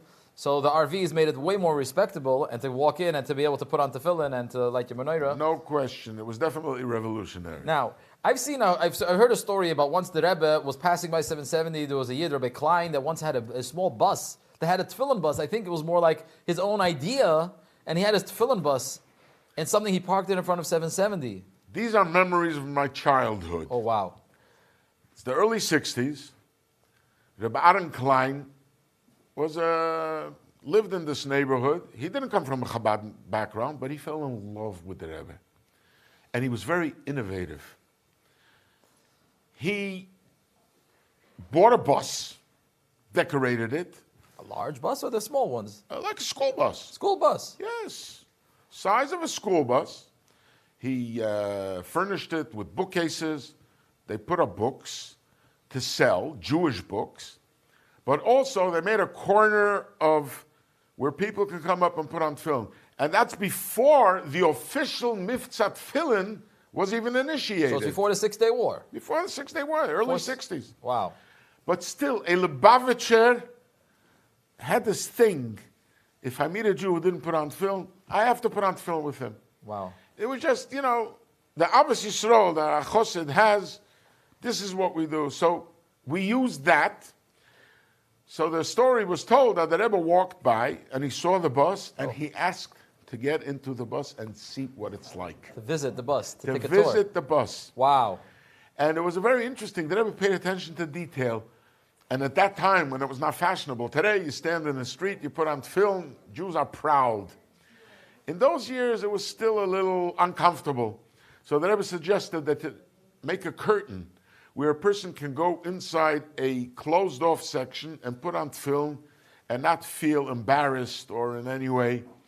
Another detail that I remember, in the summer, Rabbi Reitzes, Rabbi Yosef Reitzes, the old veteran mechanech, the teacher, our teacher who taught us all Alef base. Yes. He used to take this bus for 2 months and drive around the mountains and all over to spread Yiddishkeit, and it was unbelievable what he accomplished. I thank you so much, Rabbi Katzman. We're going to go now, and we're going to take this opportunity. We're going to be continuing shortly. We will be continuing now on a tank. We're going to be live on a tank, and we're going to see Bacharim going on, Mivtzoyim and the tankistim. We're going to join inside a tank. If you could, we're going to find a Talmud to join us. And please take a look and be able to see what's going on inside the tanks. So, we're finding out what's happening. Now that we are in the RV, we have 121 tanks. We left the Crown Heights. And we see some Bacharim. And we see a Bachar and 2 Bacharim. And it seems like it's nice and full inside. It's nice and Baruch Hashem, the Bacharim are discussing some Chassidus. And they're going out there to the streets. Could you tell me, please, your name? Is that I see a Bacher Segal from Staten Island. Please talk. I want to hear. What's your first name?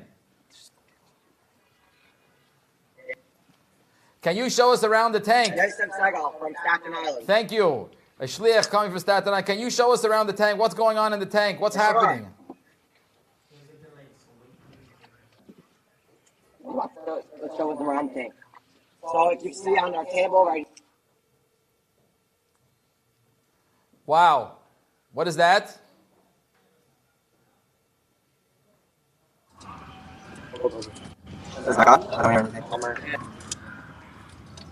Look at the faces. Look at the I don't hear excitement. anything. Yeah, it's what? Yeah. No, why is the Bluetooth off? Bluetooth off? Check this.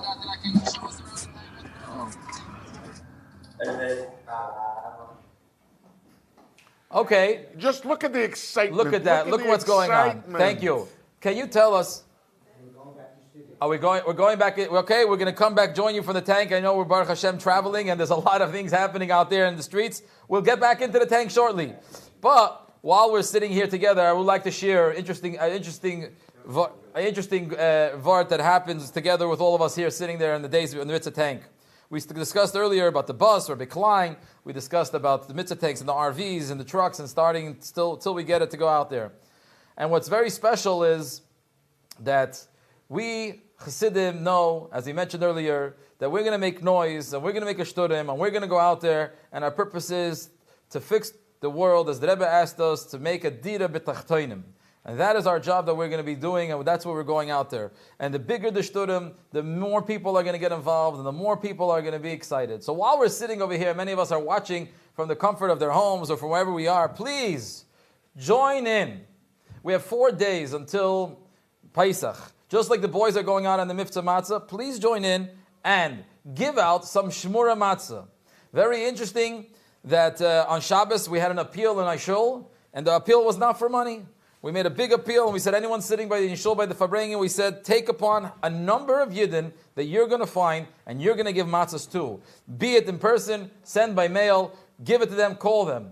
So, we are asking, of course, the Rebbe's request. Go out there, find Yidden, call them on the phone, get involved, say, I have matzahs for you, it's a time of a present, it's so special, and Yidden are ready to accept this specialty. So, we are continuing with finding and doing more miftzayim. So we are going to get that opportunity. It's Yud Aleph Nissan, 120 years, excitement. We are very, very, very excited. Soon we're going to get into the tank. We're going to see more. I know that there was a little problems beforehand. We're going to get into. We're going to see some tanks in action, some video of the tank. Soon we're going to get back into a tank. There's some special tanks out there. There's some tanks, some Bacharim that came all the way from the Ukraine, some refugees. We're going to see some of it more inside. When we have the live hookup, we'll be able to see. Then we're going to continue now with the video, seeing some of the tanks in action out there in the streets. I think we might be in the downtown Brooklyn or Manhattan. The Rebbe was very involved in every detail. He wanted to have a full report daily or every 2 days of how this campaign is going on. How many people put on film coming into the tanks, and how many people went out, and to what areas we went out. We have all literature about different mitzvahs, and we even bring a mitzvah mobile along to help people go inside and to put on the mitzvah tefillin, which is from our larger campaign. Mitzvah mobile, that's fantastic. Mitzvah tank, we call it. Mitzvah tank against assimilation. How would you like to put on tefillin? We'll say one paragraph of the Shema, we'll take it off, and you did a mitzvah. You became connected with Hashem through the mitzvah, through the commandment. All right, okay. Sure, let's go. Das ist der Tank, wo das ist möglich sein, lang gegen his Babybus, und wie Klovis an gegen in Joni, was Kechol Hagei, Beis Yisrael, Chas V'Sholem, der Adra bekevisch sein, soll sein alle in Joni, was soll Maschachis zu Agiden, soll dort sein Niker, Kepi Havai Dibet. I'm really glad I bumped into you in the tank. Fantastic. The impact that this had was amazing. That became the motto of Lubavitcher Chassidim throughout the world. To meet Jewish people, to bring them, to put on tefillin, ask them about the mezuzah, to speak to Jewish women that they should light Shabbos candles and so on. Fort mit der Tank, Tretos, Berevam, Haders, Level, das macht das Stadtl in Reise.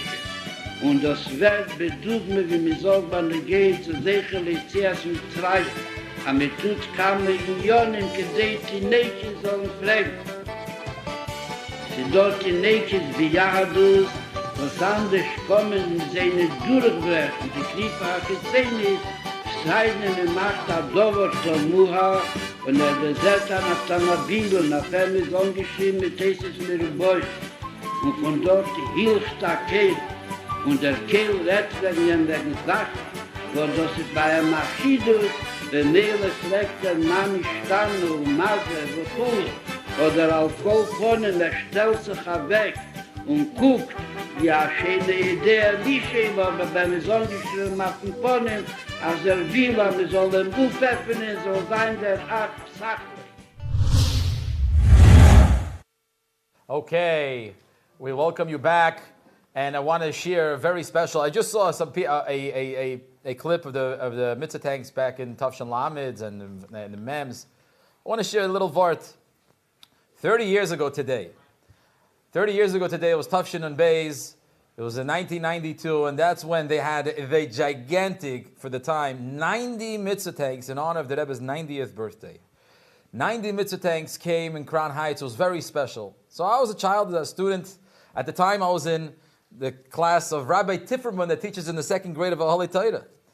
And my mother's Zangezund runs up to the class. It was the last days, Yud Aleph Nissan. She says, you know, you have the opportunity of joining a Mitzvah Tank. And I was only in second grade. So I say, oh, I'm going in a tank. For a little kid to go in a tank, it was like a dream. I'm going in a Mitzvah Tank. So I go downstairs with my mother, and on the service road right next to the stopped one tank, I don't know which remember the number, and my uncle, Rebel Yunik, so sein gesund. Rebel Yunik, he was driving a tank. So Rebel Yunik and my uncle, so of course he get protection, I go into the tank. A little second grader, I go into the tank. I'm so excited for me going into a Mitzvah Tank. I'm going to ask the Yidden how to give them matzah or to give them something for Pesach. As a little kid, what did I come with? I had my wafer and I had my chips. I'm going to be here for an hour or two. How long is my trip going to be? Little did I know. Going on Mitzvayim, you're there. As long as the daylight, you could put more tefillin. So the Bacharim on that tank, they were able to go for a full day. After 2 hours, I'm sitting over there in the corner, and I'm like, whoa, how long is this? And Baruch Hashem, my uncle Rebel, he made sure to feed me and take care, whatever's necessary, and I was able to go Mitzvayim. And I can tell you, that was a memory, and an everlasting memory, how going on Mitzvayim, take your opportunity, go on a tank, find the opportunity, take your family on Mitzvayim. When you have an opportunity or a chance to go on a tank, to go to the park, take your tefillin with you, take matzahs, take some Pesach guides. When you go, you will be able to find Yidden, and you're going to be able to give the Rebbe's message. So, we are going live to a tank. Now, this is a very special tank. Like mentioned earlier, we're going to the tank of the Bacharim that come from the Ukraine, that are refugees that came out. And this tank is something very special, and they gathered together over here in Crown Heights in 770 for the past couple of weeks, and many of them came here for the Rebbe, to be by the Rebbe. And the Mitzvayim started, we all know, in the Rebbe, when the Rebbe was born 120 years ago, believe it or not, in the Ukraine. And the Rebbe explains that the tefillin, mezuzahs, Shabbos candles, and all the Mitzvayim serve to protect Am Yisrael in the world. Especially now, this message is applicable and powerful today. Please, let's put on tefillin and help the Yidden. And throughout the world, especially when we're hearing news from the Eretz Yisrael, Eretz HaKodesh, or from the Ukraine, and to hear what's going on, or it's heartbreaking to hear what's going on to our brothers or sisters that have to travel and move, and they're still in danger. And this tank that we're going to be going into right now, that we find those is going to be full manned through completely Ukraine, Bacharim, Tankistim. Their families were forced to escape the war zone, and therefore they are here. There's some of their families stuck, or some of the friends are back home. We daven for you every day. Okay, we will go to the first bacha that we see. Tell me, what's your name and where are you from? What city? Shalom Aleichem. My name is Mendel Vyshetsky. I am from Kiev, Ukraine. Wow, thank you, Mendel Vyshetsky, Shkoya, for coming. How did you get out? So, it was a long journey, not so simple. It was a 35 hours ride, but it was a good one. Some people had it for 50 hours, 60 hours, and it's not simple. It's only by road, no lights. How many? Tough. Wow, Mendel, if you could tell me, how many Yidden are still stuck back there? Do you know many Yidden that are still in Kyiv? Yes, there is some Yidden who are still there, who couldn't leave, didn't want to leave. You know, it's hard to leave your home, just go, run away without nothing. Wow. So Mendel, what's happening there for Pesach in Kyiv? Is there matzahs for the Yidden? Yes, Be'ezat Hashem, Shluchim, even though they're not there, they're taking care of the Yidden who are there, making sure every Yid is going to get matzahs for Pesach, and every Yid will be able to celebrate Pesach in the best way possible. Amazing. Mendel, can you tell me what's going on your tank? How many Bachrim are there, and who's the driver? Can you tell me some of the names of the cities, where they come from? All over Ukraine, I hear your tank is from. Yes, so we have over here Dov Markovich from Kiev, we have Mendy Klifshitz from Kharkov, we have Hila Levinson from Kharkov as well. We have a lot of Bachrim here from all over. And yes, we have our driver, Pevner, who drives this Mitzvah Tank every Friday. And today, this is the tank that takes the Ukraine Bachrim to a Mitzvah to take over New York City.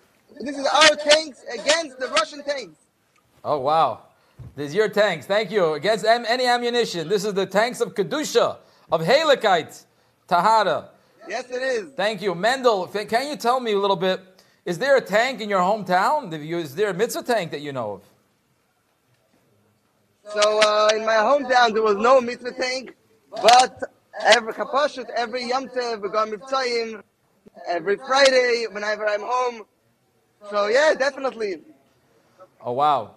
When, I could ask you, Mendel, when the Rebbe speaks about Mitzvahim and it's going to help the Yidden, what's your feeling like today? So I'm going to tell you that it's not feeling, I'm certain, with no doubt, that Hashem is protecting all the Yidden and sending the brachas to all the Yidden who are in need of it.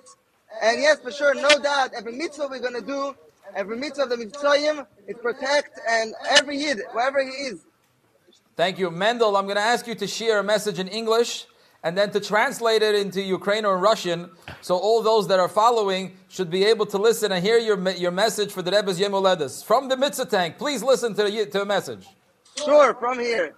So, I would like to say the Rebbe's birthday has a special connection to the Jews who are in Ukraine or from Ukraine. Because as well known, the Rebbe was born and raised in Ukraine, in the city of Mykolaiv, in the city of the Dnepr. And this is especially connected to us. This is our day. And I would like to tell you that this time is difficult for everybody. It's dangerous. People are running away. But you have to understand that the Shluchim invested in this work, in building the communities, their whole entire life. And now everything is just lost. We hope temporarily, but now it's a bad situation. And what's so amazing to see is how not even one shliach, I didn't see my parents or other shluchim, who lost their spirit, not even for a moment, not even for a second. They're keeping on going full on. So I was asking myself, how could it be? So the answer is giving on this day. The Rebbe taught us, Rebbe educated us, how we are here for one mission. We're here to do Dir B'Sachtenim, to bring Mashiach. And therefore, it's not about our own achievement. It's not about what we invested. It's about doing what Hashem wants from us at the moment. The moment might be inconvenient, might look hard or difficult. But wherever we are, whenever we are, this is our mission to do what demands from us, what Hashem wants from us to be done now.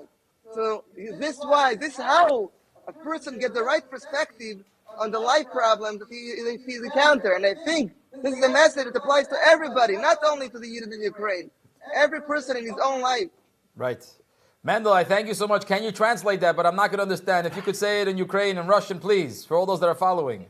Yes, конечно. Сегодня день 11 Ниссана, день рождения Лубавичского Rebbe, который особо связан с евреями, которые с Украины, с нами.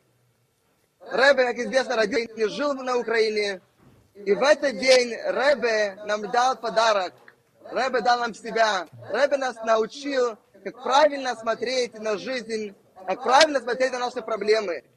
Ребе нас учил то, что мы тут себя ради исполнения воли Всевышнего. И из-за этого, не важно, в какой ситуации мы должны, мы обязаны использовать эту ситуацию и делать то, что от нас требуется, на высшем уровне. И тогда все проблемы получают другую перспективу. И дай Бог, чтобы очень скоро, прямо сегодня, как это все нас берет к приходу Машеха. I thank you so much, Mendel. I'm going to ask to share a Kapitel Tillim. I'm going to ask you to say a Kapitel Tillim for the matzav of all the Yidden, Sai in Eretz Yisrael, Eretz HaKodesh, in Ukraine. I'm going to ask to say the Rebbe's Kapitel, and also a special bracha for all those that were injured this morning here in Brooklyn, New York, that we should have only refuah and bracha and menucha and the Geula Shlema. Please share and start with the Rebbe's new Kapitel, Kuf, Chav, Alef. Go for it, please. Shalom Aleichem, say Nayel Ha'orim Me'ayin Yav Yezri. Shalom Aleichem, say Nayel Ha'orim Me'ayin Yav Yezri. Ezri Mimadinoi, I say Shomayim Boretz. Alif Lametaglecho, Alionum Shimrecho. Hine Leonum Velayishon, Shaimei Leonum Yisrael. Velayishon, Shaimei Yisrael. Adinoi Shemrecho, Adinoi Tzilcho, Al Yad Yeminecho. Adonai Tzilcha, Yad Yeminecha. Yoimom HaShemesh Le'akecho, Ve'yoreach Baloilo. Adinoi Yishmocho Mikol Ro, Yishmoir Es Nafshecho. Adinoi Yishmo Tzeisro V'yecho, Miyato V'yadeilo. Thank you very much, Mendel, and may this be a bracha for all those that need a Yeshua, that it be taken from Miyad Mamish. We are going to be going now live back to the parade, to our on-site reporter. Please welcome back and see and follow the parade as we are headed in the streets, downtown and inside into Manhattan. Thank you.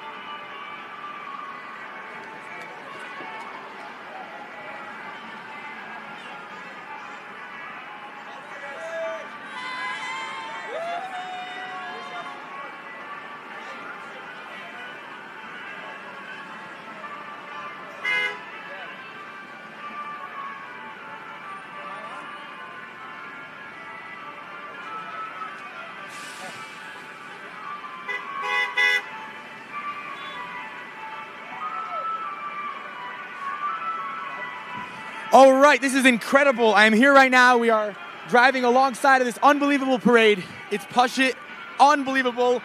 There's no way to express the feelings going on. It's overwhelming. There is an unbelievable amount of tanks over here. Just a couple things which are Pashit, incredible over here. We see people are taking out their phones, taking videos and pictures, which means that the 121 tanks going around, it's not just that, it's the thousands of people around taking videos, taking pictures, posting them all around.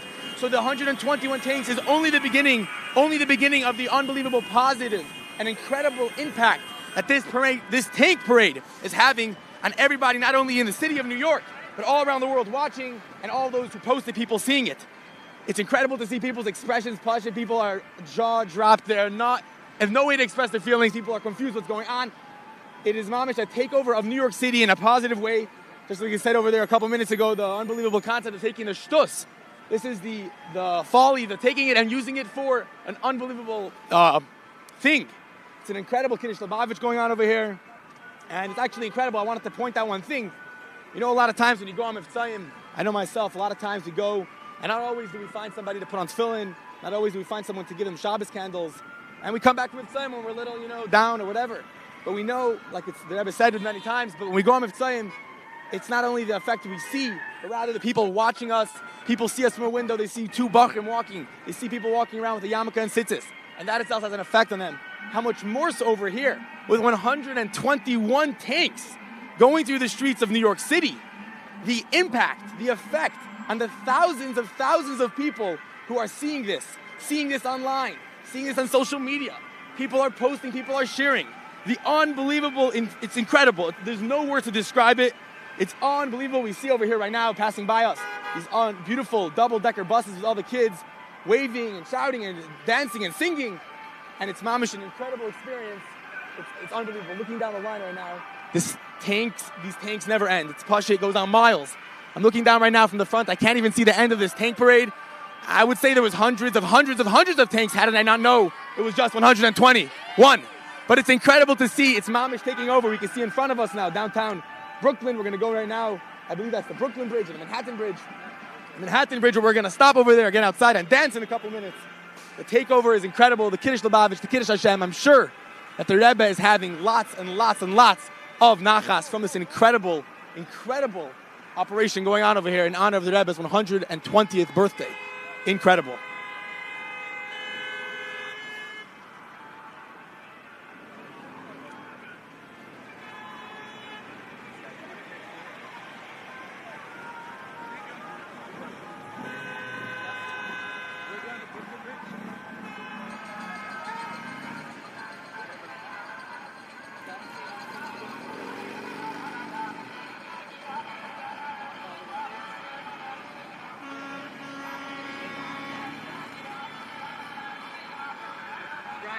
Don't zoom in. Go, okay.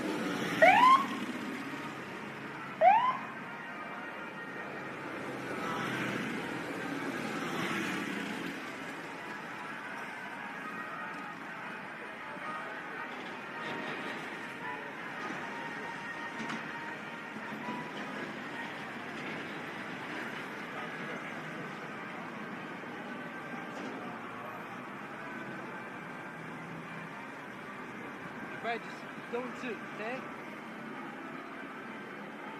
You good?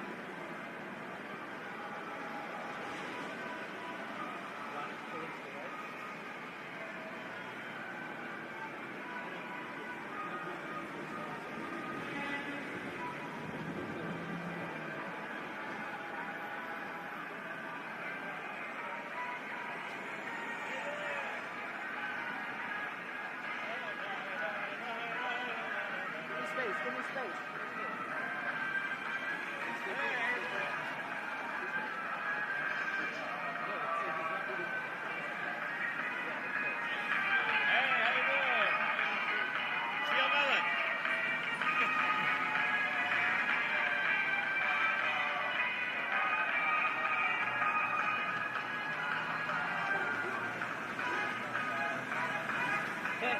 תן לנו מקום.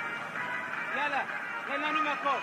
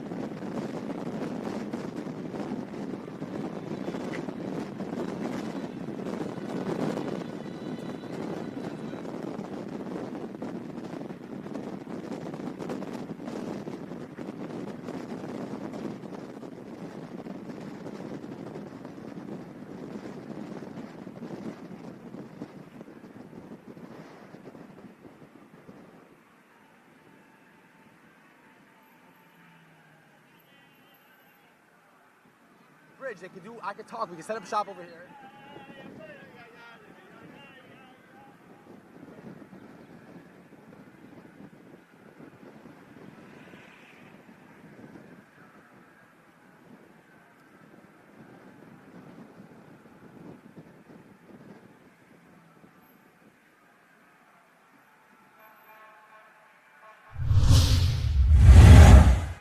Wow, this is so exciting. I, you, and thousands and tens of thousands all over the streets of New York are seeing the grand parade of 121 tanks, Mitzvah Tanks, in the Rebbe's headquarters, the Rebbe city. But New York is not alone. There are Mitzvah Tank parades in 8 different cities all over. And that some of them are taking place now, some of them are only going to take place. Like, for example, in Los Angeles, they're 3 hours behind us. So their parade is only happening. So we cannot give you any video clips of Los Angeles parade, but from the other cities, you will be able to see a lot of what is going on at the other parades. So let's go to the videotape of parades all over in honor of the Rebbe's birthday. Mr. Longstreet, thank you so much. A celebration underway this morning in Oak Park as the Jewish community prepares for the beginning of Passover. A special parade about to get underway.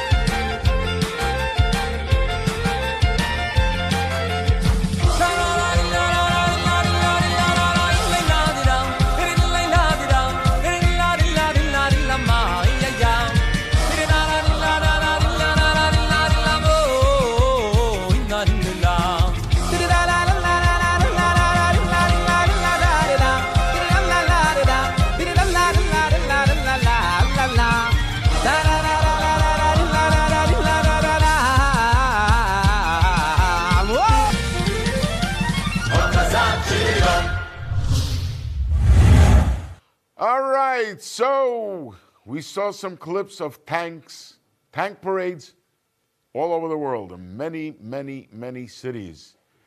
I want to do a special shout out to London, where my children and grandchildren are on shlichus, and they definitely participated in this parade. So how many tanks went out? We have 121 in New York, but together with the other cities, we have 224. How many boys participated in the parades? 3,240. How much matzah was given out? 19,200 matzahs. Pesach guides, 21,850. Tefillin, so far, 1,355. Obviously, there will be a lot more. The day is only beginning. And Los Angeles has to join us. So we have Chicago, Detroit, London, Miami, Morristown, New York City, and Toronto. And the last one on the clock will be in Los Angeles. These tanks, the mitzvah tanks, are always about bochrim, the young foot soldiers. We, like Mendel Vyshetsky from Ukraine told us, he is a refugee from war. This is a different war. He heard the noise of bombs. We heard the noise of music. He was attacked by all kinds of ammunition. We are shooting candles, lights, and one candle disperses the light in an entire room. We are going to light up the whole world. Today, 30 years after Yom Tammuz, the boys are on fire, more than ever. And what I'm blown away by, which dates me, is they are doing things which are they were unimaginable. I only think of how the Rebbe is seeing this. I wish we can all see how the Rebbe is seeing this. All the logistics and the arrangement. I mean, this is organized. This is military operation. Everything is punctual. And it is working. So let's see, what does it take to pull off a parade? Hi, I'm Morty Hirsch, Director of the Mitzvah Tank organization, Shliach to the Mitzvah Tanks. We are very excited about this parade. We're having 120 Mitzvah Tanks. We're planning this for months and months and months. There's a lot of preparation that goes into this, many, many different departments. I had the opportunity to be in the first meeting of the tanks 3 months ago. It was a Sunday after the Shabbat. We knew it's 3 months to Yud Aleph Nissan. And we were sitting down as a group of Bachram and saying we need to make this parade something that never happened. Not just the quantity, 120 tanks, but the impact of the parade should be the utmost. The impact that it makes on a person on the street, the way the signs are presented, the way the media is going to present it. On a regular year, it takes a lot to put together such a parade. Even a regular parade takes a lot of manpower, a lot of people, a lot of orders, a lot of things need to be done. This year, even more. One of the things I'm responsible for is the transportation to get the mitzvah tanks and to come back. Obviously, it seems like a simple thing, but we're renting over 20 minivans just to transport drivers to the different locations. Obviously, when you're doing 120 tanks, you can't get them in such close areas. There's drivers driving as far as New Haven to go pick up a mitzvah tank. Hi, my name is Dudi Ashkenazi, and I am the head driver of this parade. Head driver means, first of all, finding all the drivers. A few months ago, we had the meeting, and we were very worried, how are we going to find so many drivers? So we went working, and for the past 2 months, we worked hard, and we found 120 professional drivers. Hi, my name is Maisha. My job here in the Mitzvah Tank office is to make this system to keep track of everything, so everyone knows where they're supposed to go and where they're supposed to put things, as well as making the computer system and managing the computer system, including the fundraising aspect. Hi, my name is Yossi Hirsch. I'm working on PR and media for this year's Mitzvah Tank Parade, as well as tank locations and also redesigning the brand of the Mitzvah Tanks. Hi, my name is Levi Parnas. My job over here at Mitzvah Tank office was to place all the orders, all the small orders, and as Yud Aleph Nissan is fast approaching, in a matter of like 5 days, we have ordered dozens and dozens of boxes of different equipment, from sweaters and t-shirts and special gifts for the drivers. Hi, my name is Chaim Pekarsky. I'm very proud to be able to help to make this Mitzvah Tank parade a reality. When you're talking about such a grand and big parade, you need lots and lots of manpower and lots of coordination to make sure that each department is doing what it's meant to be doing, nothing's falling through the cracks, everybody is getting on board, knowing the information they're meant to know, and working together in order to make this possible. This year, 120 years, being in the office, you could see behind the scenes the campaign that was run, but the real Yasher Koyach goes to every single bacher of every single team in yeshiva that fundraised to get their tank in. They also took the time and the effort to make this tank parade happen here in New York City and everywhere else. So Yasher Koyach to them all. Wow, what a video and what a production put together with so many bachrim. Special shout out, Levi Parnas, my student, special. Wow, how many matzahs you put together. So, besides for the Mitzvah Tank parades and Friday Mivtzoyim, that the bachrim that we've heard and the younger light that go out around for weeks, they visit Yidden in areas. We have someone joining us live here in the studio discussing and telling, he's a shliach now from Brazil. He has a special shlichus. Please tell us your name, share with us what you do. So my name is Manuel Steinmetz. I'm from Brazil, São Paulo, which is the biggest city in Latin America. And I grew up in shlichus over there, grew up as the community itself grew. And then I came up here to the U.S. to learn in yeshiva. So I heard that you have a mitzvah tank and you go out to mitzvah tank. Tell us a little bit, how does that work? Where did it start from? Hey, so besides regular mitzvahim, sdarim, and Friday mitzvahim in offices and so on, we also recently started with the koch in Mitzvah Tanks. So every year for the past few years, we've been going in the tank and we go up to, Brazil is a big country, bigger than continental U.S. So there's vast swaths of Yidden who are ready to be served. So Bachrim got inspired by other tanks in other countries to start our own project. And every year we had a tank. By COVID, we had to shut it down for a full year. And we came back with 2 tanks. Ooh. And in Mitzvah Hashem, we'll keep on growing. Wow. So you come double and better. Yeah. So that's a special. This mitzvah tank that comes out, is it going out on a weekly basis and it's a daily basis? So we have around the city, often throughout the year. And at least once a year, we have a weeks-long project. Nowadays, it's simultaneous. And we go up to the north, to south, and reach out. Give a matzahs also by Yom Tovim, Pesach, and so on. We always make sure to take care of the people we meet. Thank you, Rabbi. Can you tell me a little bit, what does this differ from the regular shlichus that someone goes and he has a Chabad house? And here he's been in remote areas all over. Tell us about what the feeling is, meeting all different types of Yidden all the time. It's very interesting, and it's different in many ways from your typical shlichus. You're really going out of your comfort zone. Yeah, you're from the neighborhood you're familiar with, the office buildings, and really going out to Yidden where they are, to reach out to them. It's exciting, even if a little intimidating when you think that often you're the only point of contact that this Yidden have with Yiddishkeit at all. Wow. But it's a huge, huge opportunity. Wow. If you can, you tell me, Rabbi Steinmetz, all about finding Yidden in these places. What kind of Yidden are you finding? Are these Yidden that there's no Yiddish community in their area? There's no shul, nothing? What's going on? It varies. It varies some. We visited, for example, this past time, a community that had a small shul that was shut down throughout the whole COVID. And when we came, we, so to speak, reopened the shul, started over again. Right. But then we also have many Yidden who are totally detached from any sort of structured community. And really, us going there is their whole experience of Yiddishkeit. Wow. So on a regular, typical day, are you traveling most of the day? Are you visiting? Are you stationed? Are you in hotels? What's going on a regular day? Shlichus. So the way we do it, it varies from day to day, plenty. We usually start with a couple contacts, people who told us about other Yidden in different parts of the country, and we go out. But also we got to be flexible, right? We can't just follow the plan, because Yidden people come up, and we obviously want to meet them, reach them.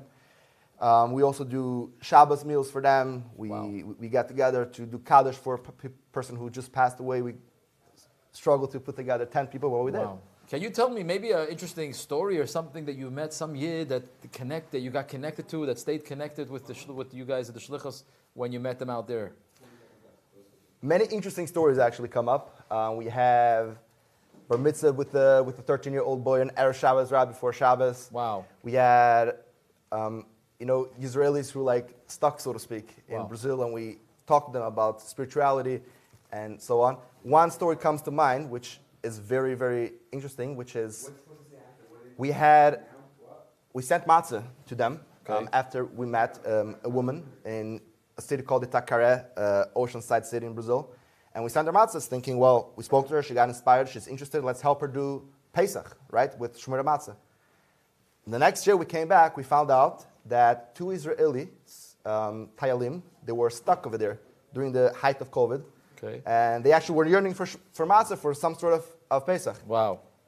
This woman met them in the supermarket, invited them over, and they had matzahs. So really, we reached one Yid, really, but you can't underestimate the ripple effect and the amount of Yidden that this Yidden then go on and help out. Thank you. So can you please tell us what your message to share for Brazil, those that go to the country, or even over here about Mitzvahim and Shlichus and going in the Mitzvah Tank, something that we could take a lesson from this amazing Shlichus and the amazing pu'ulas that you're doing with your Mitzvah Tank on a daily, weekly basis? So one thing that I think really stuck to me is how wherever you are, wherever you go, there are Yidden that they're ready to hear from you and receive from you and be connected to Yiddishkeit. Even if their guf is really far, if they're like thousands of miles away from you, their neshama is yearning, and wherever you go, if you go up to Yellowstone in the summer and you bring it at tefillin, there will be a Yid over there, and you will be able to help him, and you can't even know how he will help other people later on.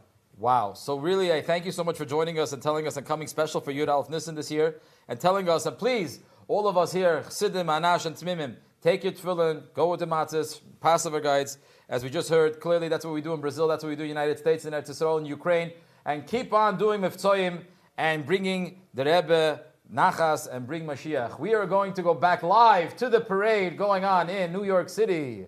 Please, join us. All right, guys, we are here right now on the parade. You can see what's going on if you're watching live as well. At this point, we passed the Manhattan Bridge a couple minutes ago, and what's happening now is as the tanks continue on, some of the tanks went to the Brooklyn Bridge, and they're slowly beginning to branch off where the tanks are going to spend the remainder of the day. Not just being part of this wonderful line of tanks, but rather going and trying to reach out to all the different areas in New York City to be able to reach as many Yidden as possible, spreading mitzvahs, spreading all the amazing things. Another interesting point to just point out that we know, obviously, one of the big mitzvahs that we do when we go on mitzvahs is putting tefillin on with people, giving out Shabbos candles, but we know there's another thing going on right now by this tank parade. Another opportunity that we have is not only to get people to put on tefillin, one time, but rather to get people to commit to do a mitzvah, to commit to do a mitzvah in honor of the Rebbe's birthday, to commit to doing this mitzvah not just once, not just twice, but every single day, or whatever it is, or whatever that mitzvah may be. But right now, again, it's just unbelievable, overwhelming, incredible. We have tanks coming, both sides now, smack in the middle of the tank parade. Tanks in front, tanks behind. Again, they're branching off, they're spreading out, they're giving out matzahs. People are coming to the windows. Soon when they branch off, they'll start to put on film with people, give out Shabbos candles, and get people to commit to mitzvahs and all the amazing things. And it's just incredible. I think we're going to get up shortly further ahead. People are going to come out, we're going to dance a little bit. And it's just incredible to see what's going on. People taking videos, pictures. Really, there's no word to describe it. If you were here right now watching it with me, you would be overwhelmed. You'd be dancing around, like my father said earlier. And it's really a good reason to dance, because Yud Aleph Nissan is not just a regular day. It's not just Stama's birthday. It's the Rebbe's birthday, and in this case, 120th. And this is, I think, a very appropriate way to mark that. And it's incredible to see. Wow, it's just unbelievable, guys. I'm telling you. The best way to experience it is to watch live, and live within the moment and just get involved. And if you're in your own area, go outside to the street. Ask someone, are you Jewish? Give him some matzah, put on some tefillin with him. Whatever it is. Wow, unbelievable, really. Just incredible.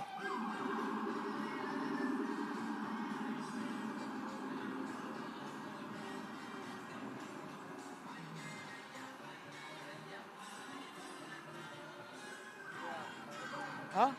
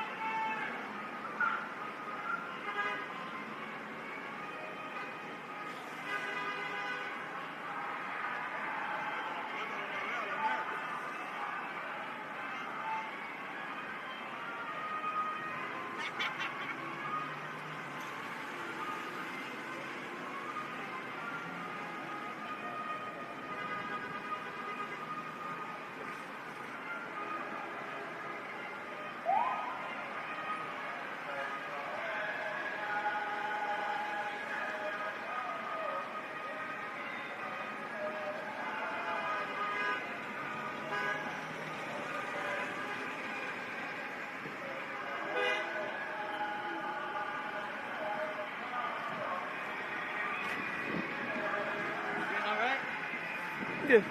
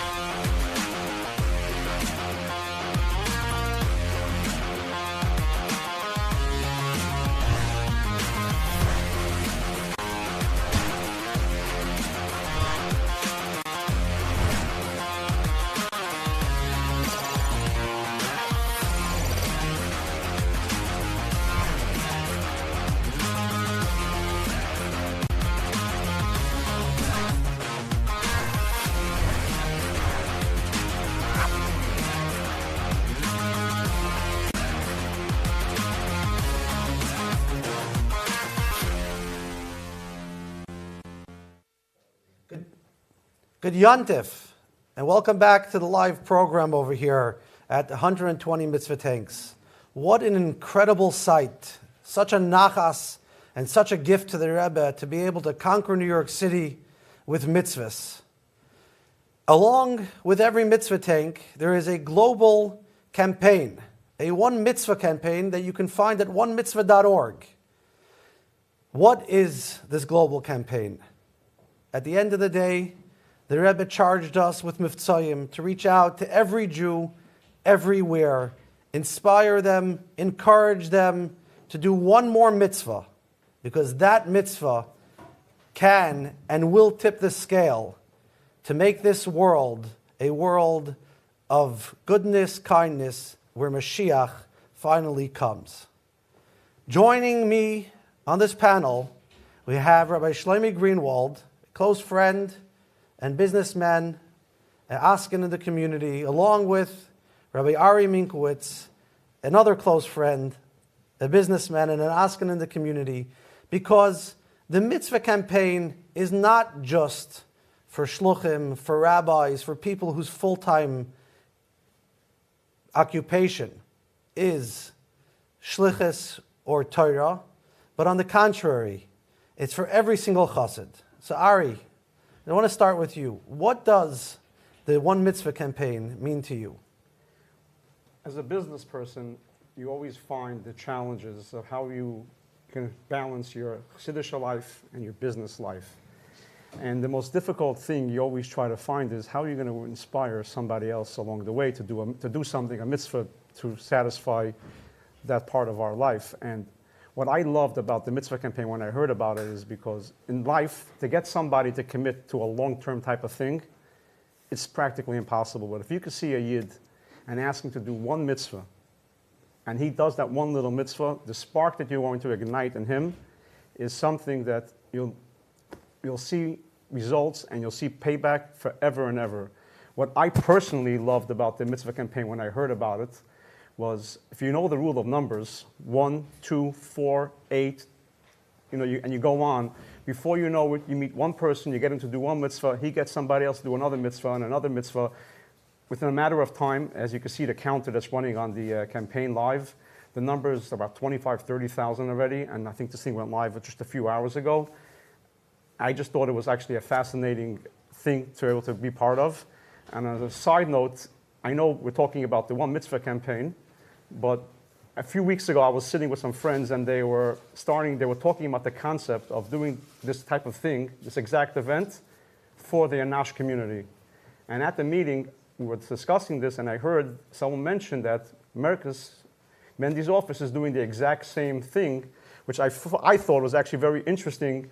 At the same time, two separate, seemingly organizations were actually planning the same thing, and then when we reached out to each other, the willingness and the achdus to put this all together as one campaign globally, onemitzvah.org, Matana 120 for the Rebbe's 120 years, was just a beautiful, beautiful event, and I was happy to say that as Baruch Hashem had the schus to be able to get involved with it. True, very, very true. We're going to come back to that point in a minute because it really is incredible, and that's really the segue into how the Mitzvah Tank Parade adopted the One Mitzvah campaign, and every single tank has a team. But, talking about that, Shlomi, you're involved in many different projects in the community. You've done a lot. How do you see this campaign different than some of the other stuff that you're involved in? It's a great question. Actually, by the Kines HaShluchim, when Rabbi Kotlarski, your father, mentioned all the different initiatives and campaigns that he wanted to do, so I know that this was very dear to him, and every time we speak on the phone, he keeps mentioning that we have to do the mitzvah campaign, and he knows our experience on the tech side, and he reached out to our team, the Reizathon team, and asked us to put together the technology, which you're seeing today. It's a big schus. I'm not on the front lines of on Shlichus. We live here, like you said, in Crown Heights. We're doing what we can to help all the shluchim and help Klal Yisrael to grow. So it's a tremendous, tremendous schus to be part of, and I'm happy you guys reached out. It's really fascinating to me because we know that it says that all the gold and silverware in the world were created just for the Beis HaMikdash. And because it was for the Beis HaMikdash, therefore we can use it and enjoy all of the luxury and pleasures in life. And watching the way you take on technology and using it for a holy purpose. So for raising money, a lot of people do it, but then the investment that you and your team put in to make sure this can happen. You mentioned my father most of the projects my father launched, 120 mikvahs, 120 shluchim. It's a simple equation. It's $1 and cents. If you have $12 million, you can build 100 mikvahs. If you have X amount of dollars, you can. I had no idea how we were going to raise 120 million mitzvahs. And he was going on to 240, up to 1.2 billion. He wants billions of mitzvahs. The Rebbe deserves a gift like no other. And it really was a journey. And your team was incredibly helpful in bringing real ability to quantify how we can do this. And I'm watching these campaigns all around the world. Just for reference, this is in 6 different languages, I think. English, French, Russian, Spanish, Portuguese, and Hebrew.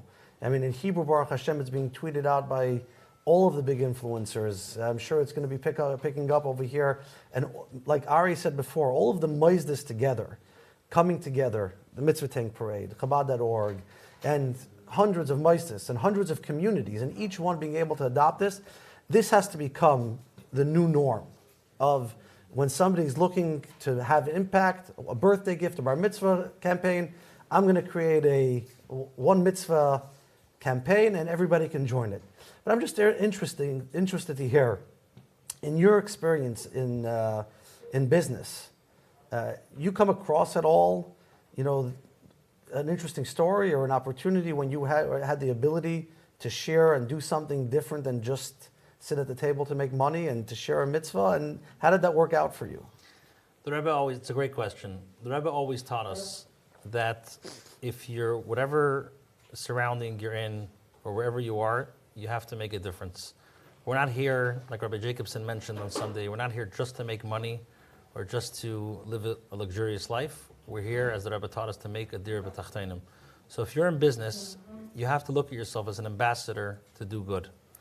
That's how I operate, and it's interesting. I don't have a specific story, but I got an email, because I see the Reizathon emails that come in, and I got an email from an individual stating, where do I donate? So I called her up. I said, donate what? She says, I want to donate money. I said, it's not a fundraiser for money. And she's like, only in Chabad, you guys can do this. So, yeah, the truth of the matter is, you do have a brother, Ari, who's also in the Tov furniture line, and he's an incredible inspiration to, I know, a lot of business people. And every Yom Tif, he is like the shliach to the people he does business with. I know before Pesach, we have he sends out and he puts together, matzah and Hanukkah, and he was doing a burial for someone, and that's really incredible. Ari, you mentioned this earlier. This idea that Anash, can step up to the plate.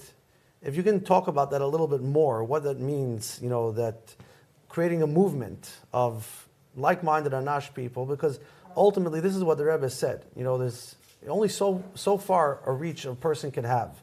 And the only way we're going to be able to give the Rebbe the gift of doing what he wants from us and conquering the world is if everybody who's listening to this and watching this and everybody who considers himself a chassid steps up to the plate and influences the people around them and gets them involved.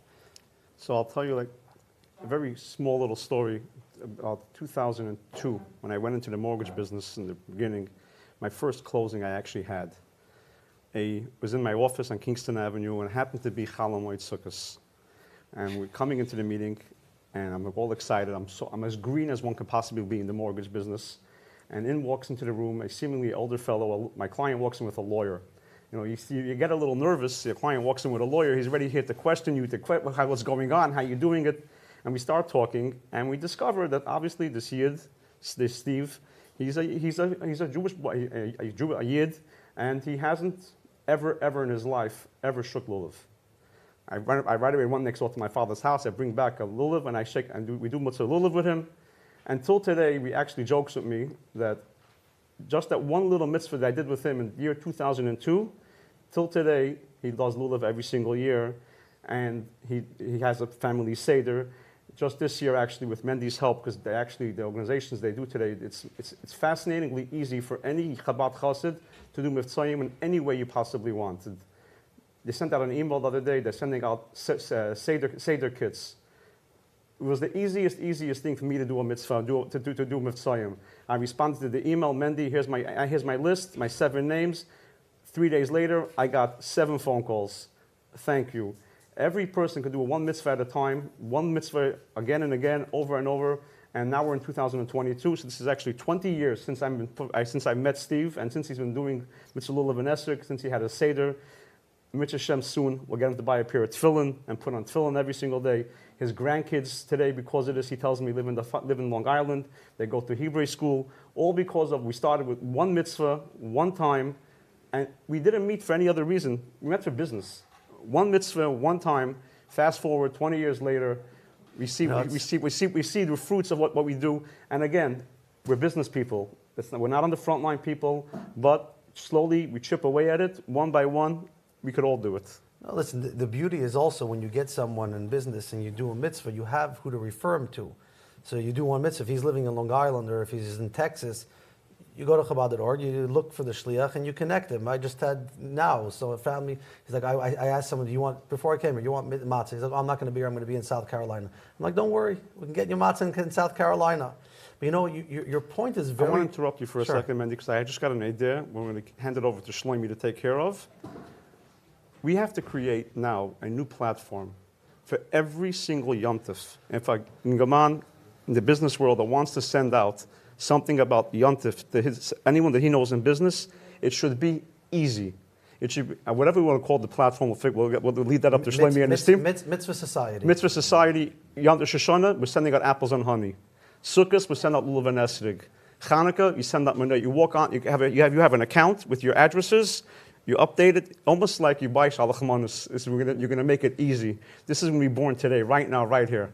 Remember you brought me here just to talk. Now we got you a job. Shlomi, we got you a job. I like it. Take it away.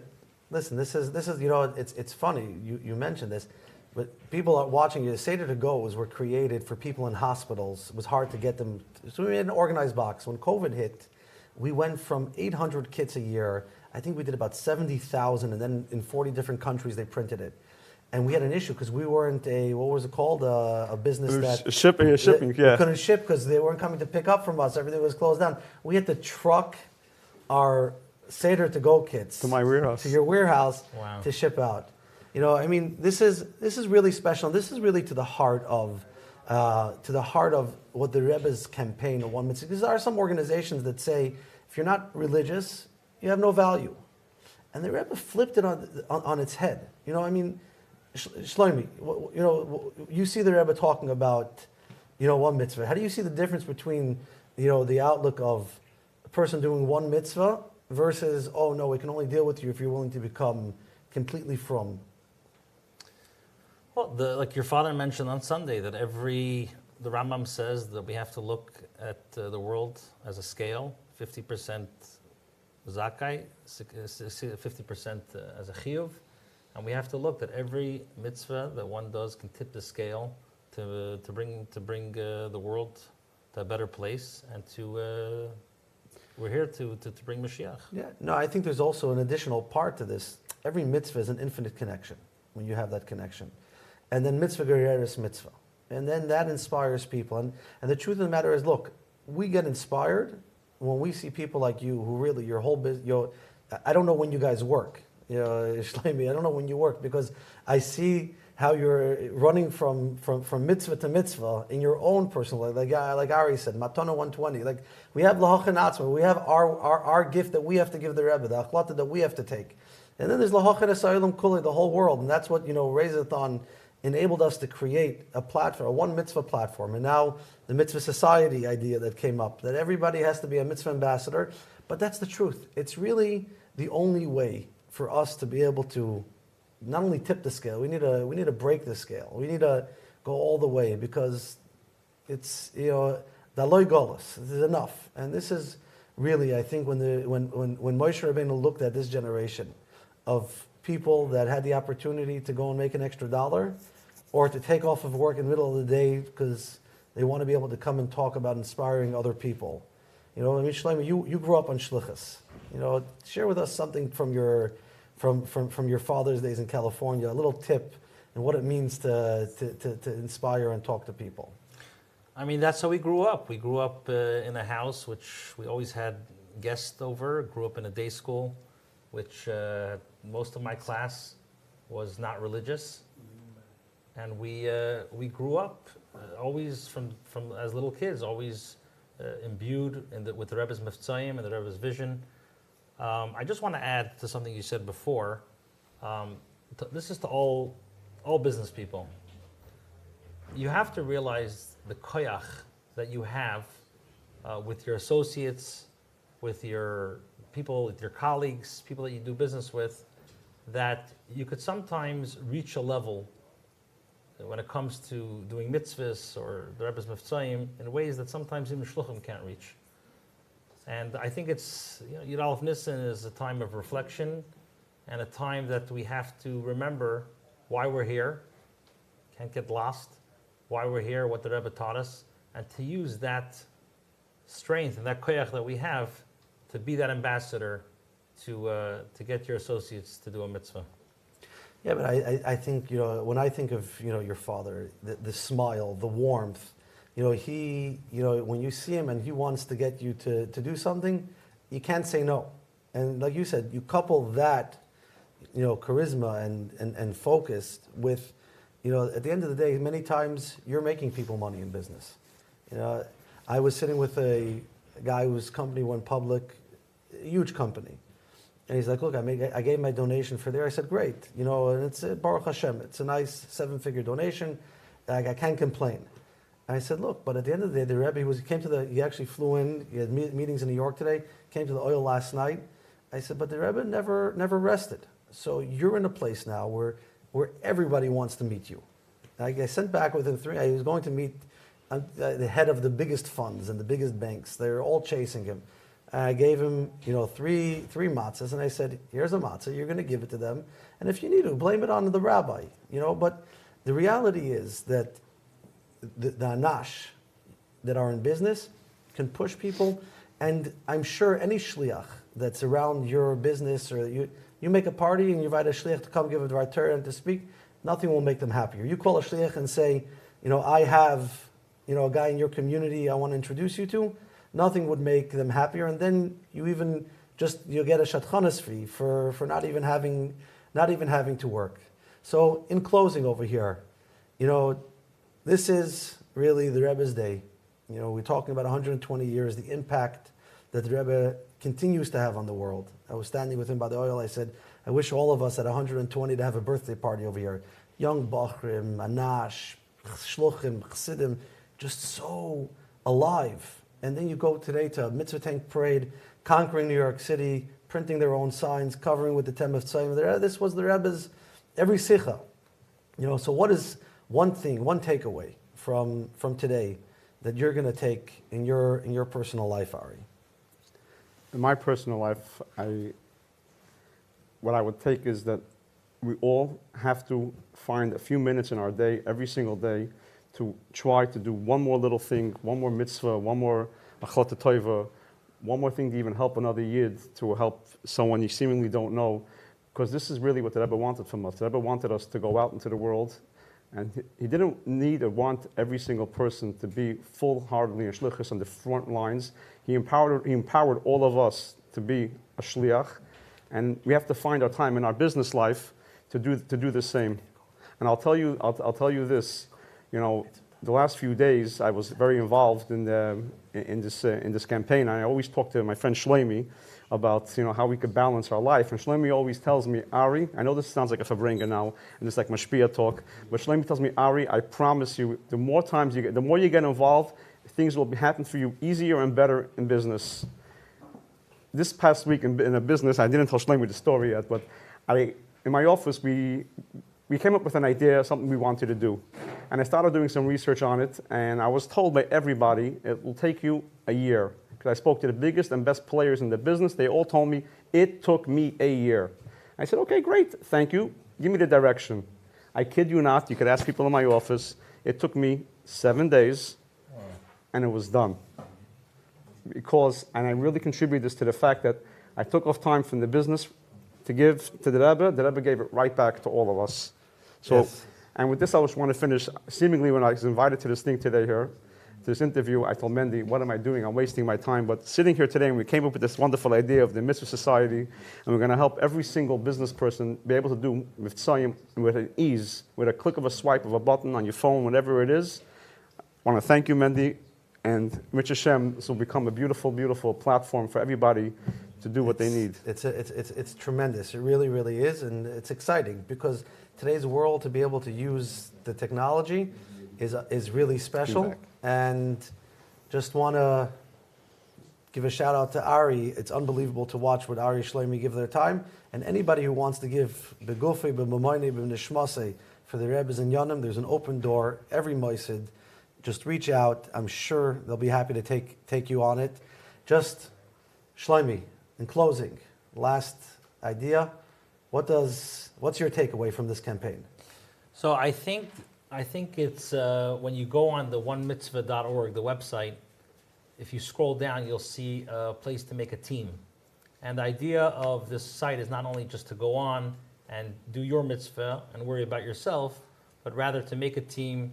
If every person will worry to get 5-10 people, just do the math. You can imagine how many mitzvahs we'll be able to attain. That's great, actually. That's two great takeaways: a platform, and practically go right now. Whoever's watching this, whenever you watch this, onemitzvah.org. I think any way you spell it, but I think it's with an H. Anything will take you to the platform that was built, the One Mitzvah platform. Scroll down, set up your own team, make your own goal, get your own friends involved, and do this for the Rebbe. And then, Mitzvah Hashem, we will surpass the goal of 120 million mitzvahs really quickly and have Mashiach speedily with us. Amen. This is a mitzvah. This is also a mitzvah. Means connection. Kind of like a Wi-Fi that wires me up with God. Really, there's 613 mitzvahs. Yikes, where do I even start? The Rebbe suggested 10 mitzvah campaigns to get with. Here we go. When lift off. Number 1. If you've met Chabad, you've probably met these. Just before the Six-Day War, the Rebbe urged all soldiers in the IDF to strap and wrap. The Six-Day War ended in just, you guessed it, 6 days. Enough said.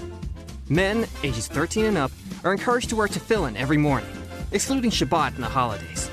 Number 2. This is Sarah. Sarah is a wannabe photographer. Her last post on Instagram looked like this. Actually, she's posted this. And this since that. I know what Sarah will be posting this Friday, 18 minutes before sunset, in honor of Shabbat. Yeah, she lights it up every week, along with thousands of women across the globe. Number 3. No, it's not a Jewish doorbell. This is a mezuzah. Actually, this is a mezuzah case. The mezuzah is the scroll inside. An expert scribe handwrote the Shema on it. This home security device is wired into the Heavenly Protection Agency. Oh, mezuzah, we'll definitely leave you hanging. 4. Some say the Torah is a book of laws and inspiration. Others say it's a history book. Myth. Big myth. The Torah is a manual for life. It is the blueprint God used to create the universe. So tap into God's infinite wisdom and get to know His plan for you. Even just a few lines a day. Number 5. Open up your wallet and take out a dollar bill. You are holding the most holiest thing. Because when you give charity, you give your entire being. Because you spits like crazy for that money. Thanks, Mike. So give tzedakah. Keep a pushka in your home, office, and school. Gee, this pizza's talking to me. Just in time. Number 6. It's kosher. Kosher is not about lox and matzo ball soup. It's also not food blessed by the rabbi. Kosher is the diet plan for the soul created by God. Chinese, Mexican, Italian, vegan, and vegetarian dishes can be kosher. Oi, that reminds me, my kugel is burning! Number 7. This is Bob. Bob's great-great-great-grandfather asked the sage Hillel to tell him the whole Torah while on one foot. This is Hillel. Hillel said, "Don't do unto others what you don't want done to you." This is Rabbi Akiva. He said, Ahavas Yisrael. Love your fellow as yourself is the most basic principle in the Torah. Be like Bob. Show some love. Number 8. What do we have here? Jacob and Rachel want to line their walls full of Jewish books, although I told them there was a library right down the street. Are you ready? Come on.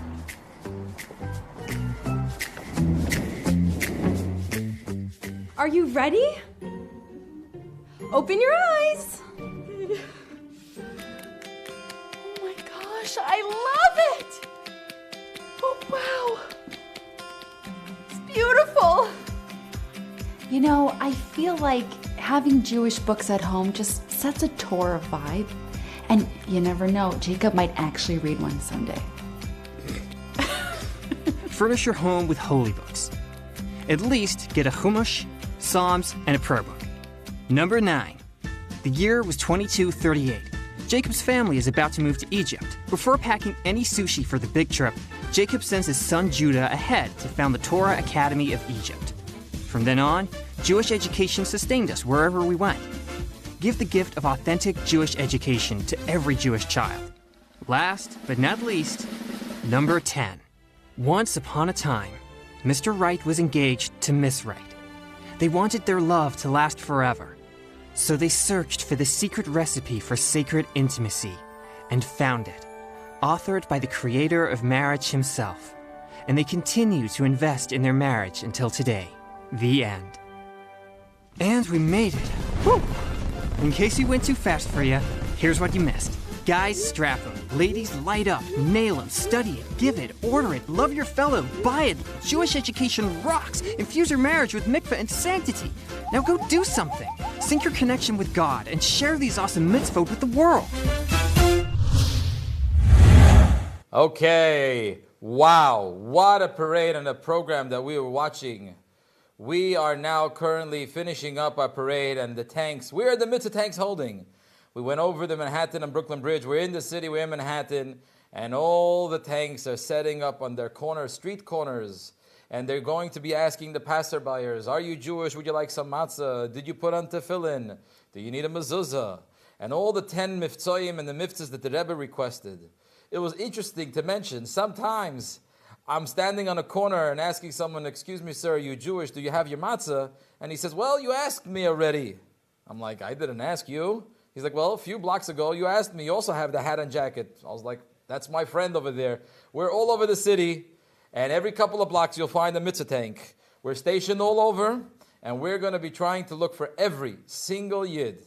And please join us and be part of this amazing opportunity of finding Yidden and being part of getting matzahs and doing tefillin in honor of the Rebbe's birthday. Join us, find the Mitzvah Tank. If you can't find the Mitzvah Tank to go Miftzayim, please join us and go to another Yid, find a place, give out matzahs, put on tefillin, and find and look for this special matana and present that we have. We are joining you, and together with that, we have Rabbi Yossel Katzman joining here as well from live in the studio. So here we go. We spoke about gifts. We spoke about tanks. We spoke about ammunition. We spoke about all kinds of things that we're doing for the Rebbe. But at the end of the day, what does the Rebbe want? The Rebbe wants that every Jew should do another mitzvah. The Rebbe wants that every Jew should help another Jew do another mitzvah. And this way we tilt the world for the positive. As Rambam says, we bring salvation by mitzvah achas. We want Moshiach to come already.